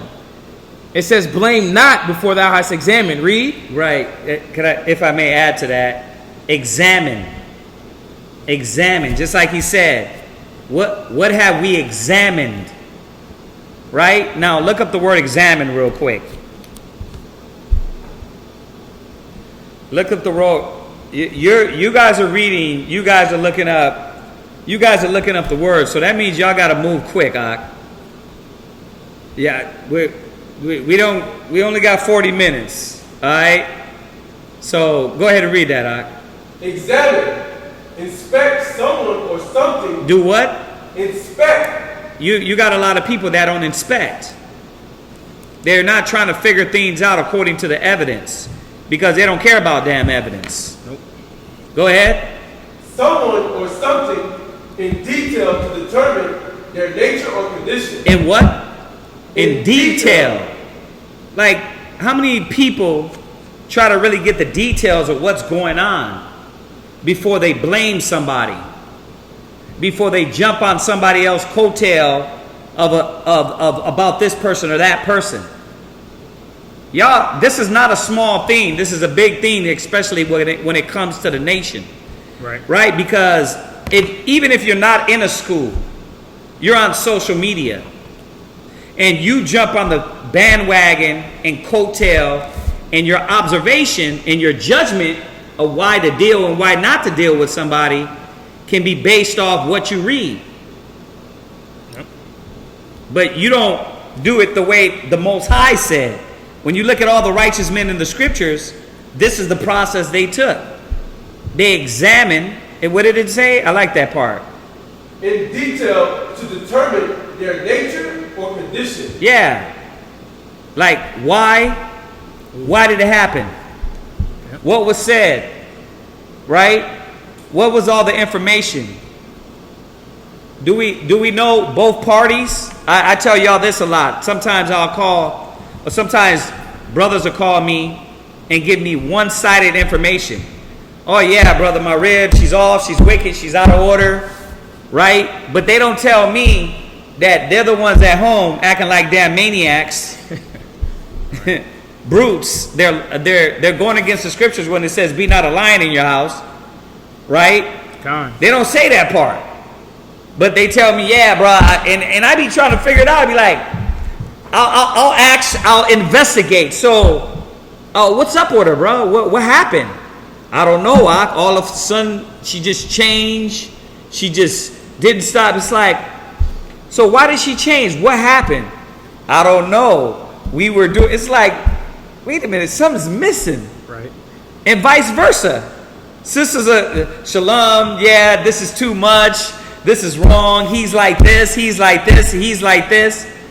You know how they say there's always, what do they say? Three sides of the story, which is what? Your side, their side, and the truth. That's how it is. Why? You know why it's sad? Because that's how, when you look at online, that's why I don't get on there, because it's like it pulls you right in. And then if you dislike somebody, you'll be put in just basically off dislike. I don't like them, so I'm going to slander that brother or sister because I don't like them. That's wicked. That's wicked, man. And that's why the scriptures tell us the process how to do it. Go ahead and read the scripture again. Come on, we only got 30 minutes. Blame not before thou hast examined the truth. Go ahead. Understand first, and then rebuke. Before we even are able to speak on something, you got to find out the information. You got to examine. Right. Then you're able to rebuke and speak on it. Now imagine if you're not in the same city. Imagine if you don't know the person. Imagine those things. You're not even there. So how the hell? You don't know nobody pertaining to that individual, but you want to speak on it. Yep. That's wicked. And that's why when you go more into the definition of exam, it says to view in all its aspects, to weigh arguments and compare facts with a view to form a correct opinion or judgment. There you go. So you got to hit all avenues of whatever problem, whatever argument they had going on. Right. It ain't just one side. And you're not there, so shut up. Yeah. You're not there. You don't know. Yep. Shut up. Don't speak on it. Mm-hmm. Right. Go where you at. Ecclesiastes 11:8. Go ahead. Keep reading. Answer not before thou hast heard the call. Yeah, because a lot of our people like to be, you get emotional. See, I knew he was like that. Yeah. You got a sister come up to you, start just crying out. See, I knew it. No. Let's hear the whole call. Let's hear everything she got to say. Because you might already heard a side of the story, but now she may say something that she might have been lying. He might have been lying. Don't interrupt. Listen to the whole cause. Listen to what they're saying. Read. Neither interrupt men in the midst of their talk. Why? Because that's just good manners anyway, but it's about communication. We're going to make sure all facts, everything is being brought out so that we can get a real understanding. I can bring all the information together and make a just judgment. Not a rash judgment. A just judgment. Right. Go to let me get Ecclesiastes 3 verse 24. Do you got that one in there? Ecclesiastes 3:24. Let me throw that one in real quick. Ecclesiastes chapter 3, verse 24. You got to let him get him. Yeah, so he can switch back to you with another scripture. Go ahead, read that. Yeah. What's up?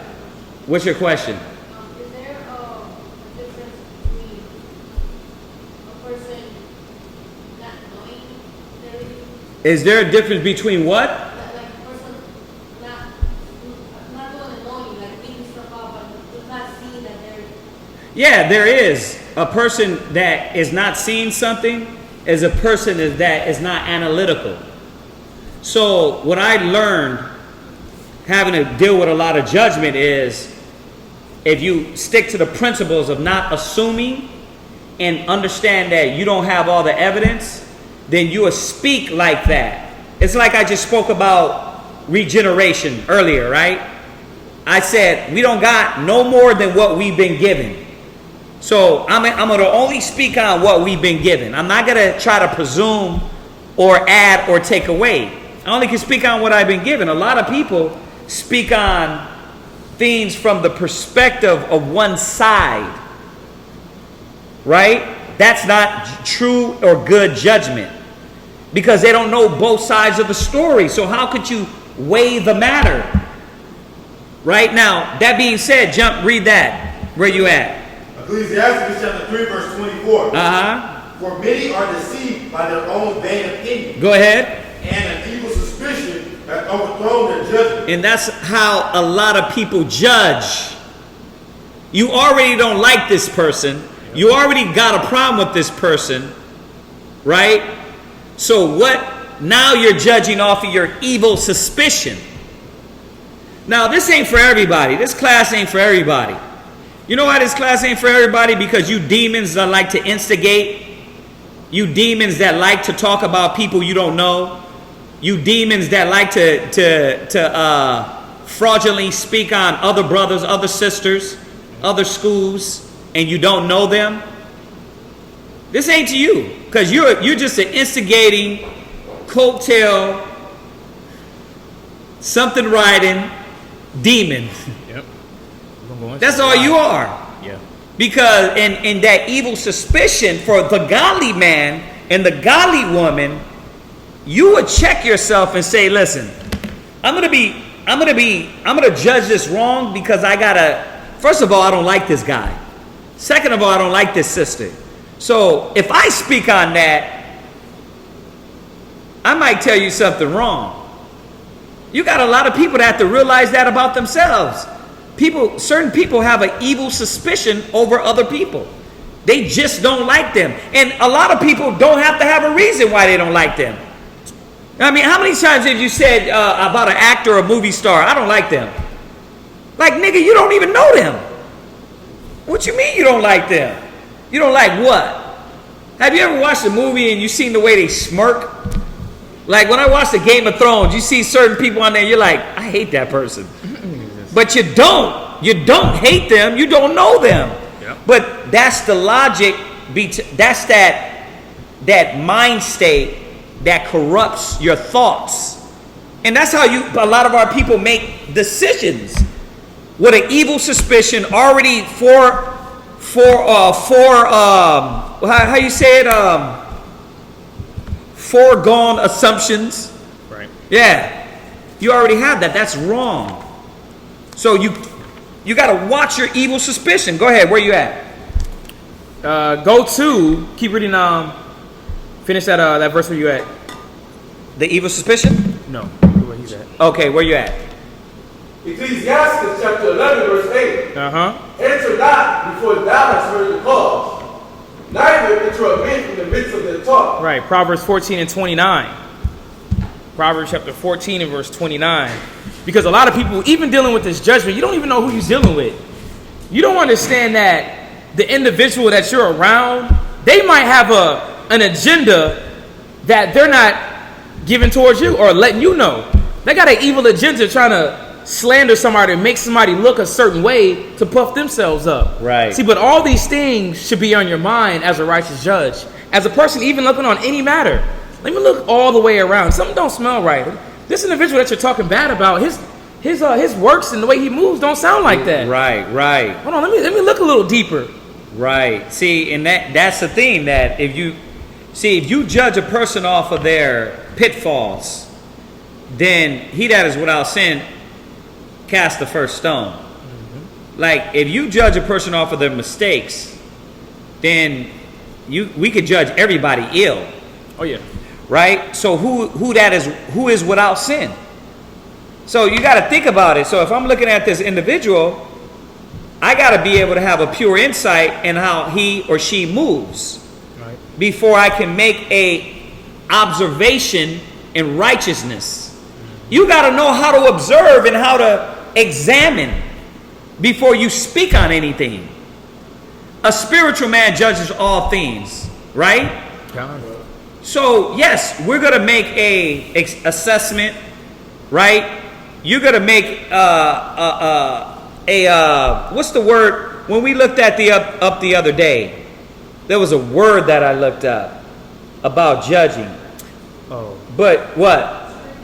Scrutinize. Right. You're gonna scrutinize, but at the same time, you gotta know how to scrutinize. If you got an evil suspicion, where's your scrutiny coming from? From left hand.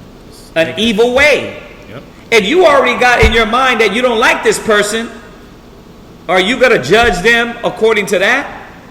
You see how you can't have demons on you being a judge? Yep. Y'all see that? Go ahead. Read where you at.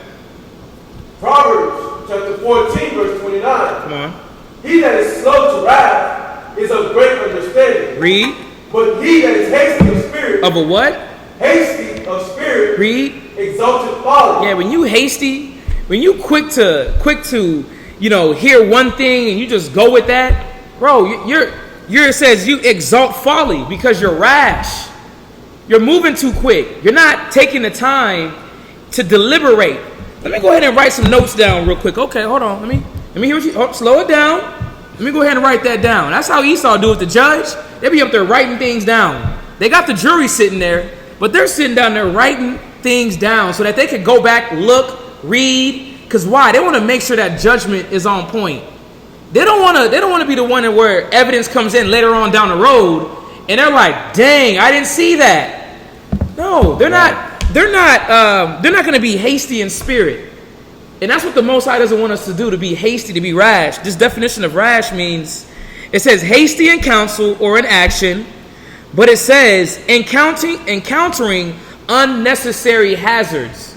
And what is that hazards? Making this slanderous of a statement, slanderous of a judgment. You don't want that to happen. 1 Timothy 5:22. Mm-hmm. Because even with this, again, going back to that person that may have a evil agenda, a evil thing that he's trying to put up on a sister or a brother, evil accusation. Right. They feel a certain way. This brother talked to me this way. I don't like him. Well, they go home. They go home and muse on it. Then what they do? Wake up in the morning and try to attack somebody, man. Defame somebody's name. Y'all see it every day. Bill Cosby. Everybody thought the pudding man was innocent. Shoot. They done brought people out the woodwork. But who knows? He might be innocent. Right. But that's not, listen, he's in the hands of Esau. You already know Esau don't want no black man to survive. Right. And you couldn't trust their judgment. That's the whole point. Like, could you really trust their judgment or the information that's brought out? Yep. Could you really trust the judgment of Esau and the information they give? We got to think about it. Everything is in question because he's a liar, right? And the father of lies.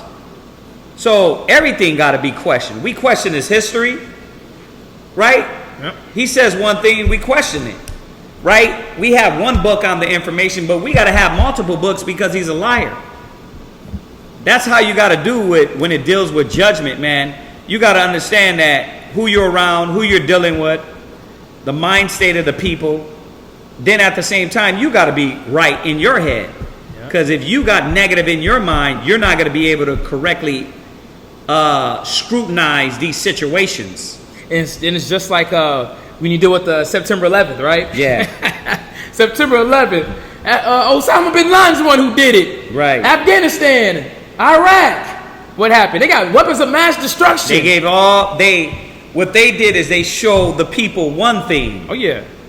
And because you're not a critical thinker, right? See, Israelites, when you come in the truth, we know not to believe the devil. Yeah. We're mostly critical thinkers, right?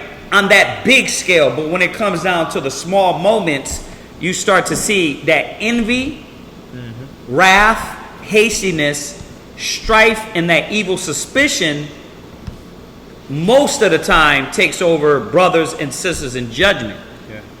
Because they move off of emotions. That's why go through the ghettos and the slums and see our people deal with each other. Yep. See, go to Facebook. See a person get online and say anything. You can go on there. I can make something about this brother right here. I can say, yeah, this brother. Yeah, I mean, I saw him licking his toes, and because I'm Kazakh, nobody would ask. Nobody'd ask, like, oh yeah, what do you mean licking his toes? Like, what happened? Well, this. Ask questions. You see what I'm saying? But we're not taught to judge and really ask and figure out the theme that is going on. And that's all the way around. That's in households, right? Families, counsel. You jump on your kid's case without even asking and really inquiring and understanding. Right? Somebody comes up to you and says something about another brother, you jump on that. Right. She said people also exaggerate. Yeah, don't let niggas exaggerate. No, people don't. Have you thinking one thing and it's altogether something different than what they said or expressed to you. Right. But this is the problem, that if we're real judges and spiritual men and women, we're supposed to be able to sit back and examine. Relax. It might not even take you the whole time, the whole 30 minutes or 4 hour. You might have to deliberate and say, let me get back to you on that, because I got to meditate on this. Our people, I'm going to say the word we because I'm an Israelite. We always want to be right. We always want to act like we know every damn thing. You see what I'm saying? You got to be able to say to yourself, okay, I don't know that. You know what I mean? Sometimes when y'all ask questions and we don't know, we say to you, I'll get back to you on that. Let me look into that. But our people want to know every day. They want to portray one thing instead of being real. And just say, you know what? None of us is perfect. Right. But then you bring that to important matters that judgment can fall on that man or woman, and you bring yourself and that person into destruction. Read where you at. 1 Timothy chapter 5, verse 22. Lay hands suddenly on no man. Right. Neither be partaker of other men's sins. Yeah, be not partakers of other men's sins. But how do we become partakers of men's sins? Because we don't sit back and look and listen and analyze. Because now you're getting brought into, again, slander. Because go to Proverbs 7 and 21. This is what he did to you. This is how you get taken by other men's sins, man. How you get drawn in. Because you didn't want to analyze. You didn't want to think. Proverbs chapter 7 and verse 21. Proverbs 7 and 21. Come on. With much fair speech. With what? With much fair speech. Oh yeah, he came at you with and she came at you with listen, priest. Listen, brother. He did this to me. Oh yeah. And he does this. He treats me wrong. And I don't know why, because all I do is read the Bible and pray. Right. It's like. Right. I all the time I cook, I clean, I this. Right. But you don't tell us that you call him a dirty nigga at times. Right. That you call him a bitch. Yeah, you throwing irons in the house. And stuff. I don't know why he's angry at me, because you're provoking. Yeah. You are provoking these things. The point, if I could go back to that, be not partaker of other men's sins. You got a council set up. Or you got a matter. You got a situation. You got a problem. who's just enough to really examine in this problem, right? Who's just, and like the scriptures say, judgment, true judgment, that's going to be able to examine. Because if not, now you're bringing this man on trial through false pretense. Yeah, false accusations. False accusations. So this is how you're partaking in other men's sins, right? You start jumping in on people online. Ain't nothing but hate online. Yep. Ain't nothing but hate. You start jumping in on this brother or that sister. You start jumping in about this person you don't have no damn idea about. You don't got no evidence. And it's easy to persuade you then. It's easy to persuade your mind. Because all I got to do is come up with false evidence. Right? White man is easy. Right? Oh, that brother's Nino Brown. He was selling crack the whole time he was in that school. Right? That's why I didn't jump on when that person got murdered in Israel United in Christ. I'm not jumping on the damn bandwagon. Just because one person killed somebody, that don't mean all the brothers in Israel United in Christ is killing their ribs. Right. Even though I don't agree with them on a lot of things, I'm not going to give into your little bandwagon crap. Kind. And that's the thing that is people do it just out of being vindictive. Oh, you know what? I don't like them, so, you know what I mean? Let me feed the fire. We have to stop that it's damn irritating, man. And then you bring that amongst each other and you don't do correct judgment. We can't do this, man. Go ahead. Read where you at? Proverbs chapter 7, verse 21. Uh-huh. With much fair speech, she calls him to yield. With the flattering of her lips, she forces. Yeah, that's what it is, man. A lot of times you may get a skewed accusation, real smooth, but cause you to be like, listen, I'm gonna go ahead and agree with that. I'm gonna go ahead and side with his side. Why? It sounds good. That sounds about right. But no, you're causing now your brother to literally have his name defamed, because that's what slandering is. You're defaming an individual. That's the same thing that the Pharisees did to Christ. Try to defame his name, man, as if he was a wicked individual. The same thing that they did to, if you go in the scriptures in Susanna, what they try to do to her, defame her name. Ecclesiastes chapter 13 and verse 4.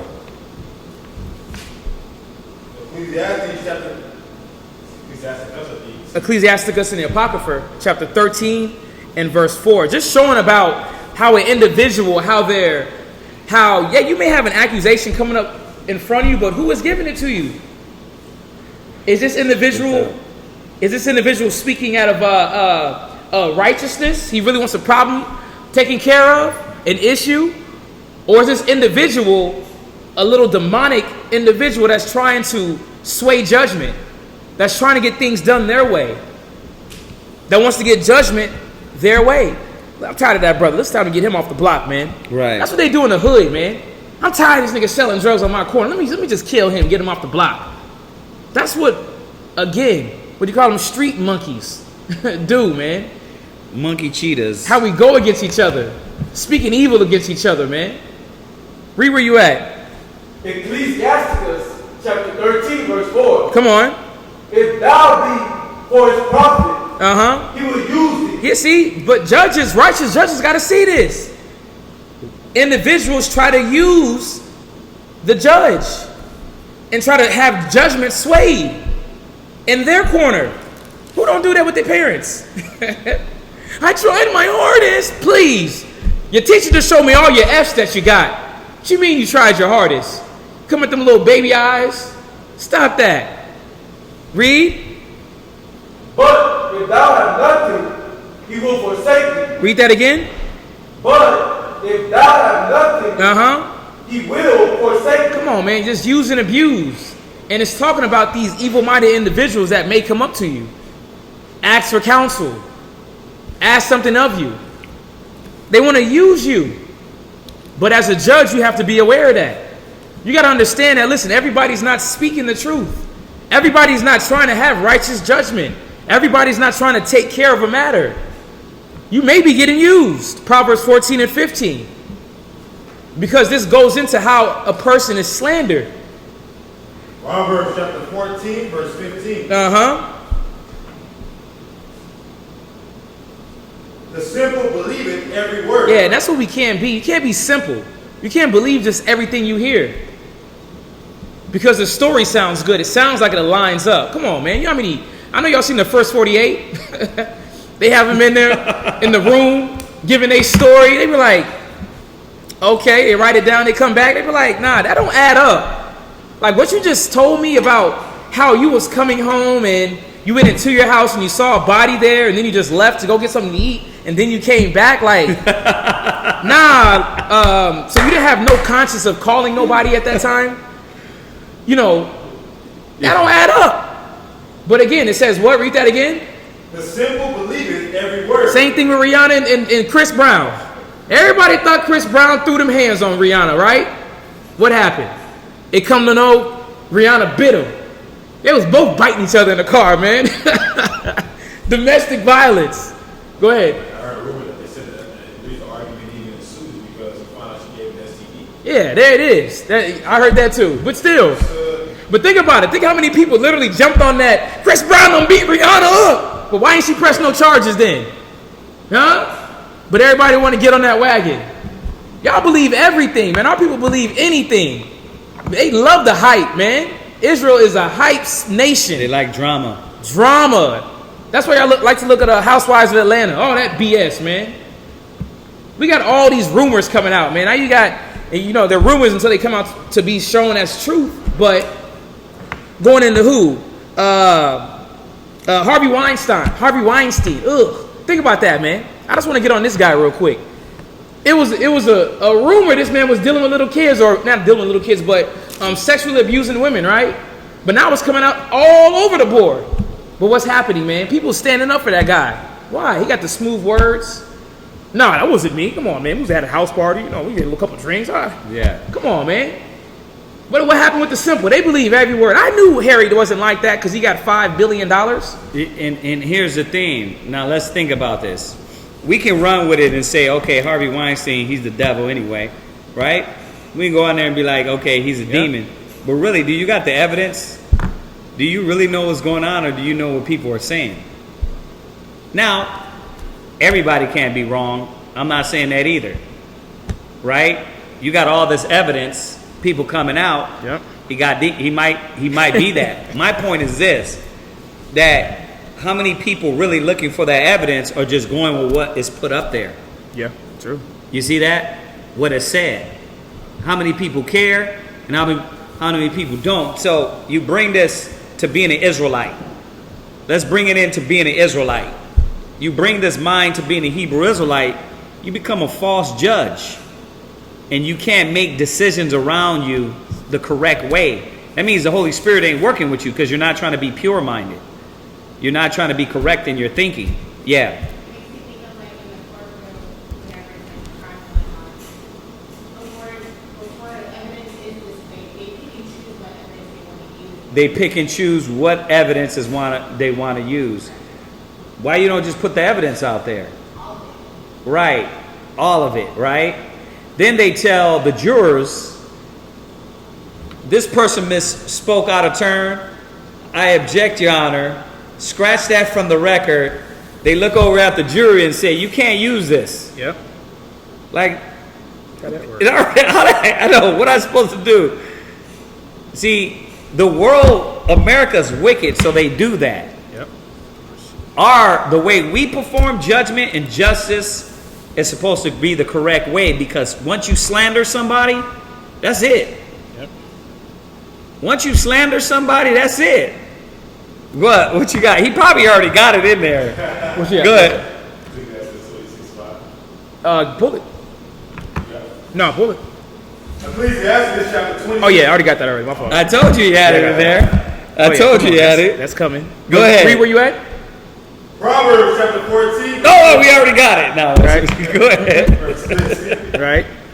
The simple believeth every word. Right. But the prudent man looketh well to his going. Yeah, the prudent, man. You gotta be more prudent. Got to be more careful. Because we deal in a wicked society. And you want to be on that right-hand side, man, that just judgment. Proverbs 1 and 10. It's a big matter, man. You know, again, we're not here to destroy our brothers and sisters, man. We're here to raise up our people in righteousness, in respect. So with that being said, yeah, there's going to be issues. Yeah, there's going to be problems. But there's a way about dealing with them. There's a way about handling situations of accusations, of just whatever problem may come up, man. Disagreements, issues, counsel, men, something that's said against this man, something that's said against this woman. Yeah. First of all, y'all already know, if you're old enough to use your damn brains, you already know anybody that puts something on Facebook about their relationships, most likely is what? Well, one word, they what? Nah, it's a B word. Yeah, we know they're lying, but it's a B word. Not that they're a bitch. It's not that word. Bitter. They're what? Bitter. They're bitter. Oh, yeah. If I am going to display all my relationship on the internet, some hurt has got in. I'm bitter. And I'm over there trying to talk about this person and that person in my relationship, or this brother, that brother, he did this wrong to me. You're bitter. You're bitter. There's something that hasn't got accomplished. We know the way to deal with that is like the scriptures say. If you got a problem with a brother, do what? You go to him. If you got a problem with a sister, you do what? Go to them. You see that? Then when judgment, a lot of people do this. I got a problem with him. I go to him, right? I didn't like that. So what does the Bible say go do? It says go get another brother. Yep, he may hear you. Brother brother's supposed to come in and judge. I don't like what he said, nor what he said. I don't like that they judged it that way. So what the scripture say? Go to the elders, right? You see how all the option that is given to me, and I don't like either or all the way. You got brothers and sisters, they won't like either or options. They don't like no options. Why? Because it ain't going their way. Yep. Not sided. Yep. They're not sided. This brother come in, this is the problem, right? I got the problem with him. Then the other brother come in and say, well, Kazaki, you're actually wrong at this. Well, nah, I don't agree with that. Let me go to somebody else. Yep. Then the other brothers come in and elders come in and be like, well, Kazaki, you're actually wrong at this one. Nah, I don't like that. I don't like that. It's like everybody's telling you you're off. Y'all don't understand me. It's like everybody's wrong and wicked and no, it's just that your brain is not understanding you are wrong. And a lot of people don't want to deal with that and say, you know what, I'm wrong. For some reason, I thought I was on point and I'm off.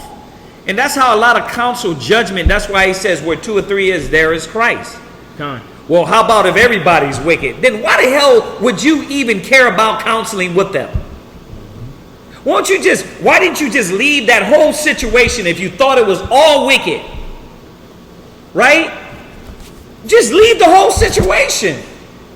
But you went through the steps because you knew, you felt you can get justice and judgment. Right? And you can get somebody to be able to see your side. My point is that how many times these situations come up and a lot of people don't care for true judgment, justice, examining, correction. You got to look out, man. There's a lot of wicked niggas that got wicked intentions that don't care about. They don't care about true judgment. Nope. And I'm saying that to say I experience these things hands first when people, it ain't even dealing with me. It ain't even dealing with our school. It's just dealing with fake people that be lying to you all the time. Like, yeah, man. It's like, bro, you're lying to yourself. Yep. The Most High give a wicked woman to a wicked man. He give a wicked man to a wicked woman. So don't come over here acting like you got it all right. right? Gotta evaluate, yeah. There's some you're doing. Examine real judgment. Go ahead. Drop that Habakkuk 1 and 4. Habakkuk 1 and 4. Habakkuk chapter 1 and verse 4. Habakkuk chapter 1 verse 4. And just going off the point about, listen, everybody, they out for their own motive, man. Not everybody. Some people are out for their own want, their gain. And that's why a lot of times judgment is skewed, man.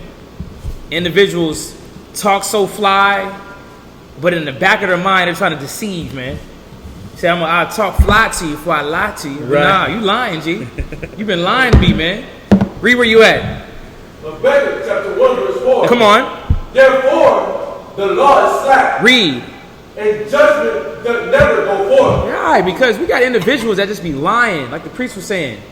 They have bad intentions, man, with what they're talking about, the accusations that they have going out. Read. For the wicked doth compass about the righteous. Right. The wicked doth compass us, so we have to be alert. That's why they said the prudent man look well to his goings. Examine first before thou rebuke. You got to look. You have to see. You have to evaluate because, again, wickedness is around us. The brother may seem right one day, be off the next. But it says wicked compasses us. Read. Therefore, wrong judgment proceeded. Yeah, do a lot. Judgment, it says wrong judgment proceedeth. And what comes of that? Slandering, man. Now you got individuals with ill names because of misinformation, a lack of looking deeply, a lack of asking questions, asking both sides. This is a just brother. This brother's been around the camp for about 2 years now. Yeah. Yeah, but that's two years. He may have had other issues that you weren't aware of. Brother like throw hands and choke and, body slam like he was in UFC. You didn't see that. The sister, listen, she's just a habitual liar. So she just be making up stories that sound good. Have y'all dealt with somebody that's a compulsive liar? Bro, them stories sound good and tight. Yeah. You got to be, hold on, you got to be keen, like, cross that T, dot that I, nah, something's off. You got to be on point and looking. Right. Because you don't want this false judgment to proceed, man. Because that's on you. That's on your conscience. The Most High is going to put that on you. Ecclesiastes 26 and 5. Mm-hmm. Ecclesiastes chapter 26 and verse 5. And then get Proverbs 25. Ecclesiastes chapter 26 verse 5. Uh-huh. There be 3 things that my heart feared, and for the 4th I was sore afraid. Come on, man. I was so afraid. Read. The slander of a city. And this is Solomon, man. He's talking about the slander of a city. The defaming, bad naming of a city of individuals. Read. The gathering together of an unruly multitude. Gathering together an unruly multitude. Why? They hot, mad about a certain situation. They could have been lied to. Now look at them. They up here to burn the whole city down. Y'all seen that, man, the movie? It was on BET a long time ago. What was that movie where the woman said that the black man raped her and they end up sliding through the whole town killing everybody? No, not To Kill a Mockingbird is another one. Ronnie, I know you know it, man. The movie where the whole town was murdered because the white woman said that Judah raped her. Oh, yeah. I mean, there's a few of those. Yeah, right? but still, it just shows about how a slander will come through and ruin a town, man. Like all black people are negative. We were just talking about that in the mall. Like how they slandered the black man's name for so long. Like white people really walk around as if we're the ones that are agitating hate and killings and murders and slayings. That ain't us. We've been slandered. Look at us. Yep. We walk in the mall, people cuffing their He keys said like, a byword and a proverb. come on. Your whole name is a slander. Right. Sad. But it's like, what do we do for that? But that is the same result when you don't take the time to look and judge properly, and you slander another individual. You slander your brother, your sister, because these are our brothers and sisters in Christ. Right. If the Most High had mercy with your disrespectful, disloyal, unfaithful self, He'll definitely have patience and mercy on other individuals. But we like to just want to hang somebody up and kill them, man. They do one mistake, and we look at them as if they're just complete garbage. Right. And remember, a lot of times, it's it's people you don't know. Right. Remember this. Yeah, a people amongst us, we can judge. I could be able to say, I know Zion, and I know all these brothers and sisters here. But there's people that you don't know online, and people jump on the bandwagon quick and just defame, slander, speak against them. You don't know. Yep. It could be somebody's plot. It could be the white man. It could be America's plot to get in here and cause division amongst these schools and bodies. Nobody's thinking of that anymore. It's almost like, yeah, everything that everybody says online is real. And I don't got to have no information to back it up. Come on, finish. Read. And a false accusation. All these are worse than death. Come on, man. A false accusation. Why? Death, you done. That false accusation, that slander, you got to live with that the rest of your life. Think about it. You get a man gets hit with child molestation. Yep. Or some type of false act that happened, but it really didn't happen. Somebody lied, but now you got the stamp of a child molester wherever you go to. Think about that.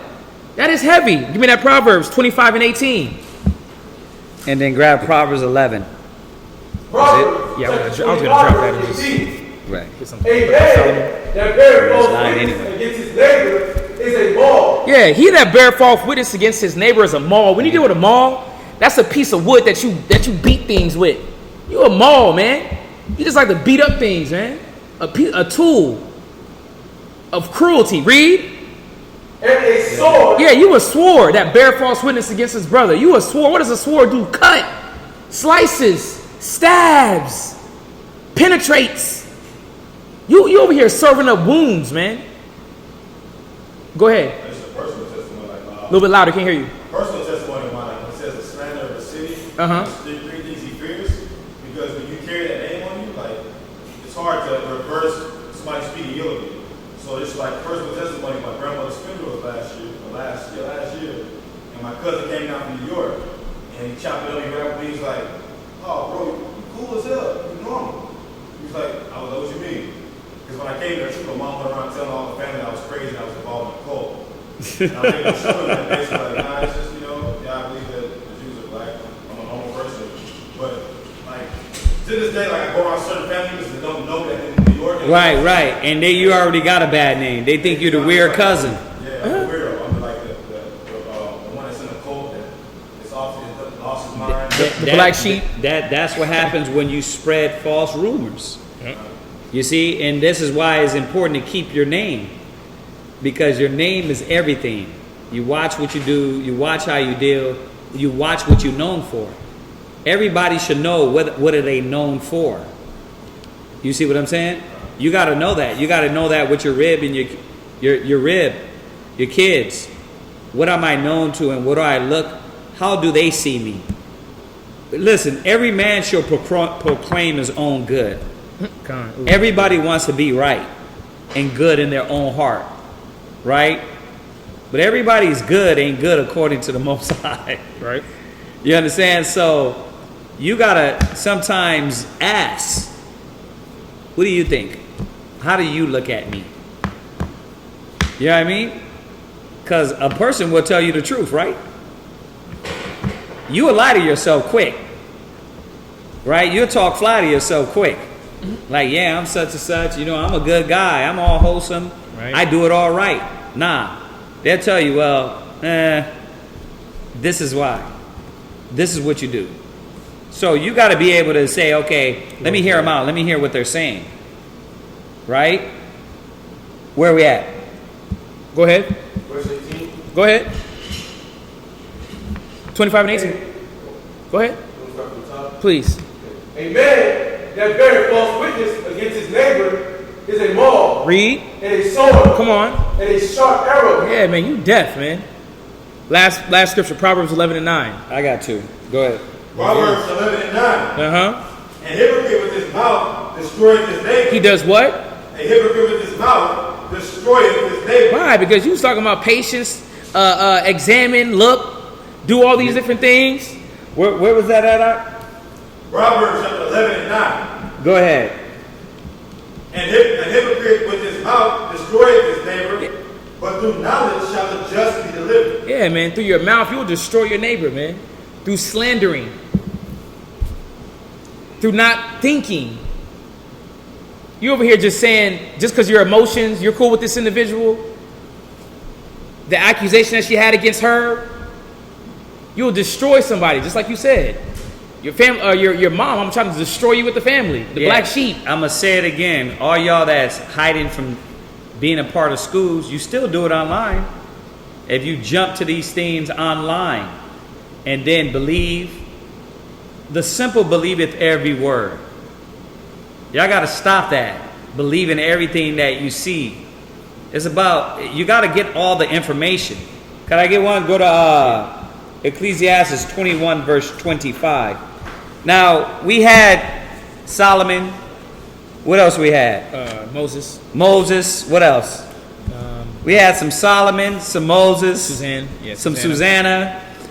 But we're pressed for time. We had some other chapters that go with this. Just showing you about the judgment of Solomon. What Slander did to Susanna. Right?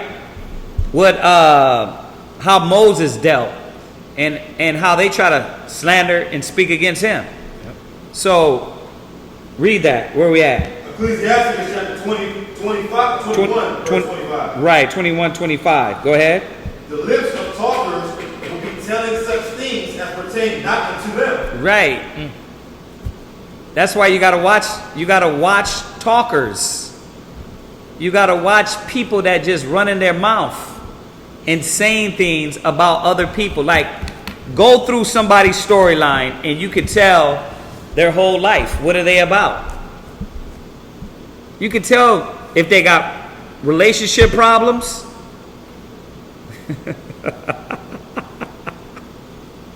Pow! Just go blow your brains out, man. I feel sorry for some of these cats. You can go through your whole timeline and see your psychological state, because all you do is post on there some foolishness, wickedness, or your emotions. Just go through. It's terrible. Your whole life.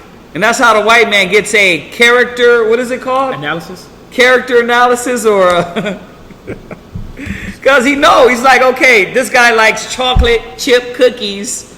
She likes this type of ice cream.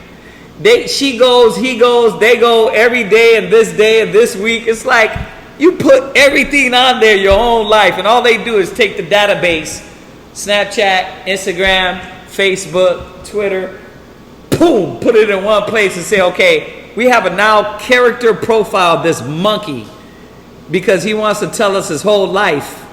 Oh, okay, he just broke up. We're going to go ahead and send him a nice Hebrew Israelite woman, a.k.a. the CIA agent, and to infiltrate. Boom. She comes over. Hey, yeah, I'm a child of the Lord. I'm a daughter of Zion, right? And it's easy. Why? Because this monkey puts everything up there, right? And, oh, he has this emotional problem because, look, emotional analysis. And you see all the emotions through there. You know, you put every point on there when you argue with your rib. You put every point on there when you argue with your husband. It's pathetic. It's pathetic. Why? Because you're looking for, what's the word? Validation from carnal people. Yep. The wicked world. You as Hebrew Israelites that really got this knowledge, you're an idiot if you still live like that. You don't got the knowledge if you still posting all your whole life and your mind and your emotions and your feeling. I'm saying all of these things because I know some of us go on there, we use it as a tool. But I'm talking about y'all that really show your mind, your emotions, your spirit, your problems. You talk to strangers about them. The scriptures tell you, man, there's no knowledge and there's no wisdom in wickedness. So why are you going to the wicked for wisdom, for counsel? Like, follow the scriptures. Read it again. Come on, finish this up. Ecclesiastes chapter 21, verse 25. Go ahead. The lips of talkers will be telling such things as pertain not unto them. Go ahead. But the words of such as have understanding are weighed in the balance. So, We're supposed to weigh these things in the balance. This is going to give us the correct outlook and mind state on how to be able to weigh out the lips of talkers. To be able to go through and say, okay, this person's just rambling. They're angry and upset. They're the dummies on there. 1 minute, I hate, and the reason why I don't like, and then the next post, the next day is right. Me and my boo, look at us, we together, right? It's like, bro, you look so sad. That's how they do, right? Wait for it. God, yeah, it's like the next hour is like, look, he blew my back out. It's like, nobody wants to hear that. You know what I mean? But that's the lip of talk. That's the lips of talkers. That's who you go to for judgment and wisdom. People that tell all their emotions and feelings to strangers. Yep. Bruh. Proverbs 19:5. That'll be it. I don't know how they do it. That's the ones you go to to solidify your mind state and to counsel you. To lips of talkers. Go ahead. Proverbs chapter 19, verse 5. A false witness shall not be unpunished. And that's the thing, that these lips of talkers and people that feed you with the wrong information, right, got you to do what? Bear false witness. They got you to look at things the wrong way. What? Even like with the scripture about the, you said that them look at people the wrong way, you want to get involved in the situation. You're a part of that unruly multitude that was talking about hanging R. Kelly or back in the day, the Cowboys, who was it? Hang R. Kelly, that's what they said? Okay, they was kneeling. You remember the Cowboys? They got accused of rape. It was like 2 or 3 Cowboys in the early 90s. Oh, no. They got accused of rape, but they come to find out the girl was basically saying she made the whole thing up. She made the whole thing up, right? A lot of people jump to that. You jump to that. You post it online. Send a deference. Yeah, man, R. Kelly. Like stuff like that. You don't even know the whole story. Like We got to understand, these are the same ones that want to go to Area 56 and Martin Street. Is it 56 or what is it? 51. I'm going to be in the wrong area while everybody at 51. I'm going to be at Hangar 56. Oh, they want to storm it? That's funny. No, but that's the thing. People, man, it's like the social media thing, man. Use the world, don't abuse it. Use it for the truth. Don't put your information, don't feed into these people and liars online. And I don't care if it's somebody you don't like, if it's somebody we know is off, don't feed into it because you're not there. And a true judge needs to get all the information. Go ahead. Read that again. So, Proverbs 19:5. A false witness shall not be unpunished, and he that speaketh lies shall not escape. And he that speaketh lies, I mean, who doesn't understand that when you speak on things that you don't correctly judge, what happens? What happens? What?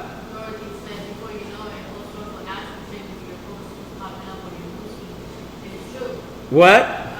So if you like each of mine talking about something, Uh-huh. and you go on marketplace, which show up. And it pops up on your feed. Listening to us, or what is Yeah. I mean, y'all don't understand that.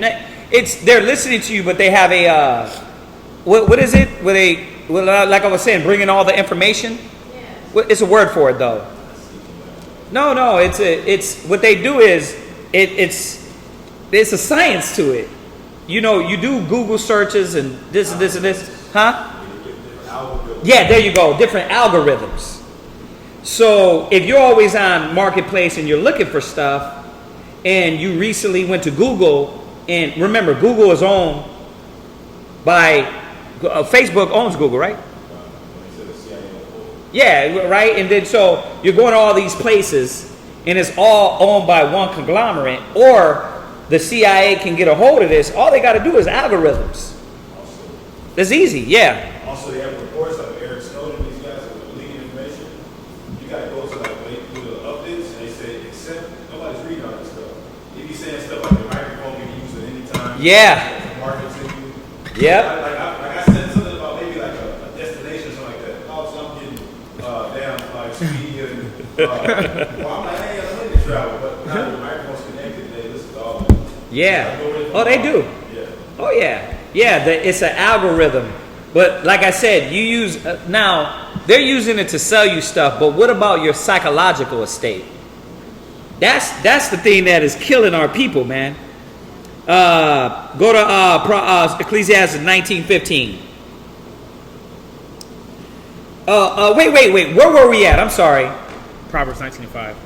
19 and 5. Yes, sir. Oh yeah, Ecclesiastes 19 and 15. And this is the things we got to avoid. We got to avoid this mentality because, first of all, you're not in the spirit of the Most High. The Holy Spirit don't rest on you. Go ahead, read that. You didn't hit this one, right? 19, verse 15. Go ahead. Admonish a friend. For many times it is a slander. It is a what? Slander. Right. It is a slander. A lot of times you got to check that, brother or sister. But sometimes it's a slander. Somebody said something and something is something. Right? Who you going to believe? You understand? That's why the scriptures say, know them that labor amongst you. I just hope to the Lord when I make a mistake, man, niggas don't be ready to stone me. Because all the slanders, like, bring it out now. Don't wait till somebody else till I make a mistake. Add to the fire. Yeah, but that's the thing. People wait to light the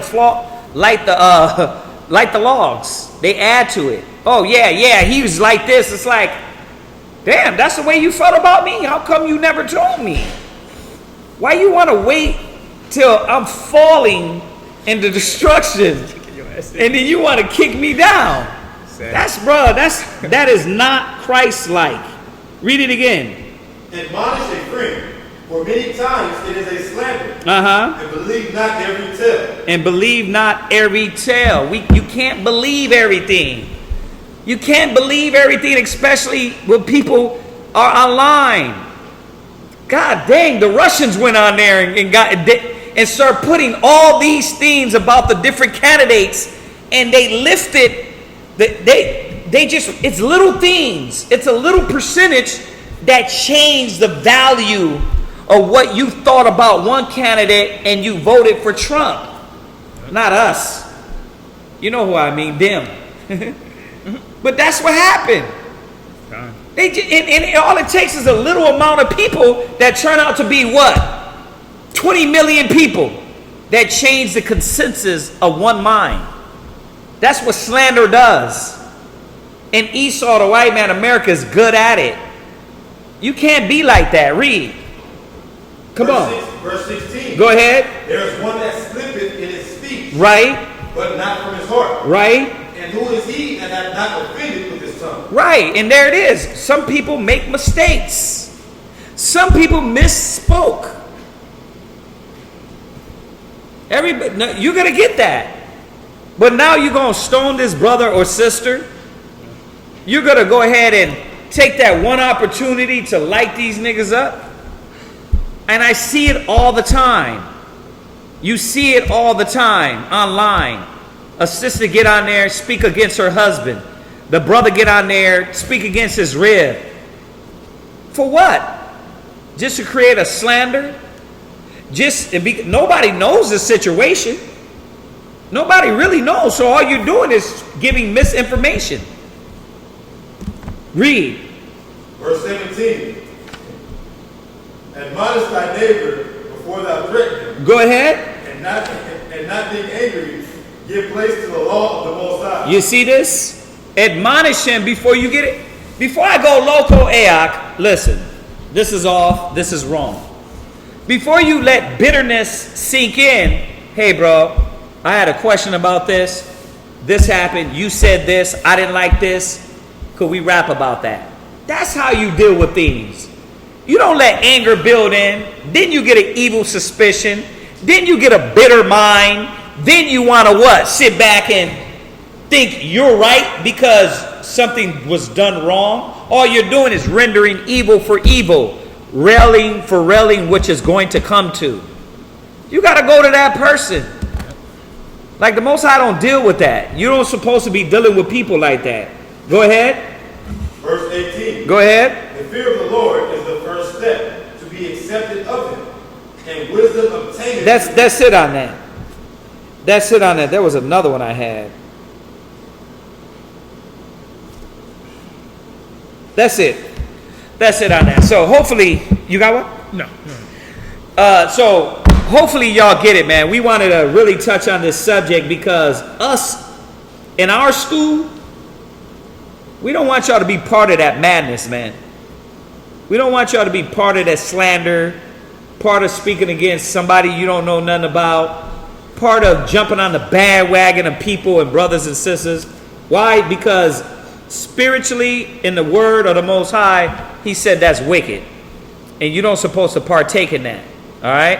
So other than that, that's it. That's it for class. Anybody had anything else online? Did we have anything on there?